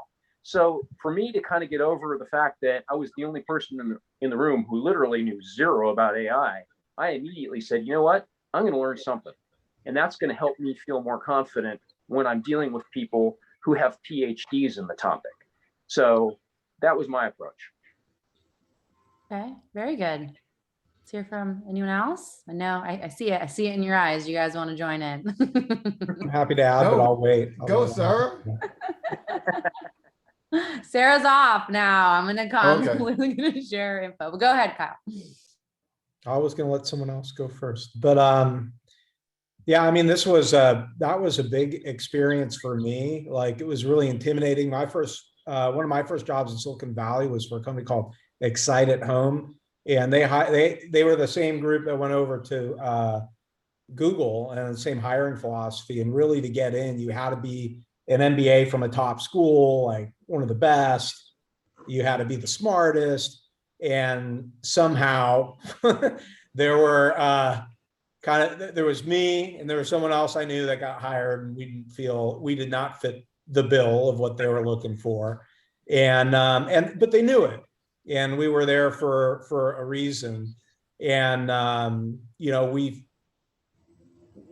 felt the imposter syndrome. I had to buy I didn't know what any of these MBA terms meant at the time. They would try and talk over my head constantly. So I mean, I really had to ramp up in a different way to feel like I fit in. Now I would be very comfortable not fitting in, but at that time I didn't. And it was, it's that imposter syndrome. And then there's also something called the Peters principle, which is everyone rises to their own level of incompetence, which you'll find holds some kind of truth too. So, I think that's something that you get over with time. I think the sooner you get over it, the better. I think, I watch my 11-year-old daughter and how they teach SEL, social emotional learning in the schools today. I think it's amazing and super needed, as much as some people don't like it. And, I think this generation, the younger generation, they have So many of you have skill sets that, I probably didn't have till I was 35 when it comes to the social emotional side. So just don't, be realistic. There's nothing wrong with that. And just know that if you will probably always carry some feeling of that. I don't think there's any way to avoid it to wherever you get to in life. I mean, I'd be lying if I said I still didn't feel some of that. So I think, it's kind of get over it, figure out what you can do to make yourself feel more comfortable about it, and go. Wonderful advice. Let's hear from our others, since this is our last question. Please, we'd love to hear from you all before we wrap up. My thought on that is, to further on what Kyle just said, it's always going to be there to some extent, I think. As a cybersecurity person, as a commercial pilot, as there's always that little bit of, am I good enough? And you'll never know unless you try. Very good. So, very good point. Yes. So I, just keep applying and keep an open mind and keep learning, but also keep applying and trying to be better and doing the thing, and then just doing the thing. That's how you get good. Yeah. You do a lot, you fail a lot, and you learn how to feel better about failing and improve. Absolutely. Mara, your microphone. Yeah, you're muted, Mara. I saw you were trying to. I was going to mention that we all have our own uniqueness. We have a variety of different perspectives, experiences that we can make an impact, but we won't make it if we don't broaden ourselves, voice up and speak, and also try to create and innovate and collaborate with the team, and also listening and learning new perspectives. Very good advice. Anyone else? Well, then I'd like to thank everyone so much for still being on with us. It's almost 6:30. We're coming on to the 3-hour mark. So I applaud all of you for still being here and attentive. And obviously your guys' passion and motivation is there. We see it. You're already on, the first step. You registered for this event and showed up, right? Like, just keep doing it day by day. Opportunity to learn more, opportunity to get your foot in the door, to meet more people, build your network. Every day counts. So I'd like to thank everyone again for joining us today. And this will, be recorded and shared. So I'm sure there'll be some stuff going up. If you guys would want this recording, please, you can get a hold of me. My email, I'm going to say this nice and slow for those of you still on. It's Alisa, ALISA, at oocio.org. So, and I will be more than happy to share this video with you guys afterward. All right. So have a good evening, everyone. And fly away and be successful in your lives. I wish you all luck. Hey, thank you, everybody. Awesome. Thank you, everyone. That was great. Bye, everyone. Thank you.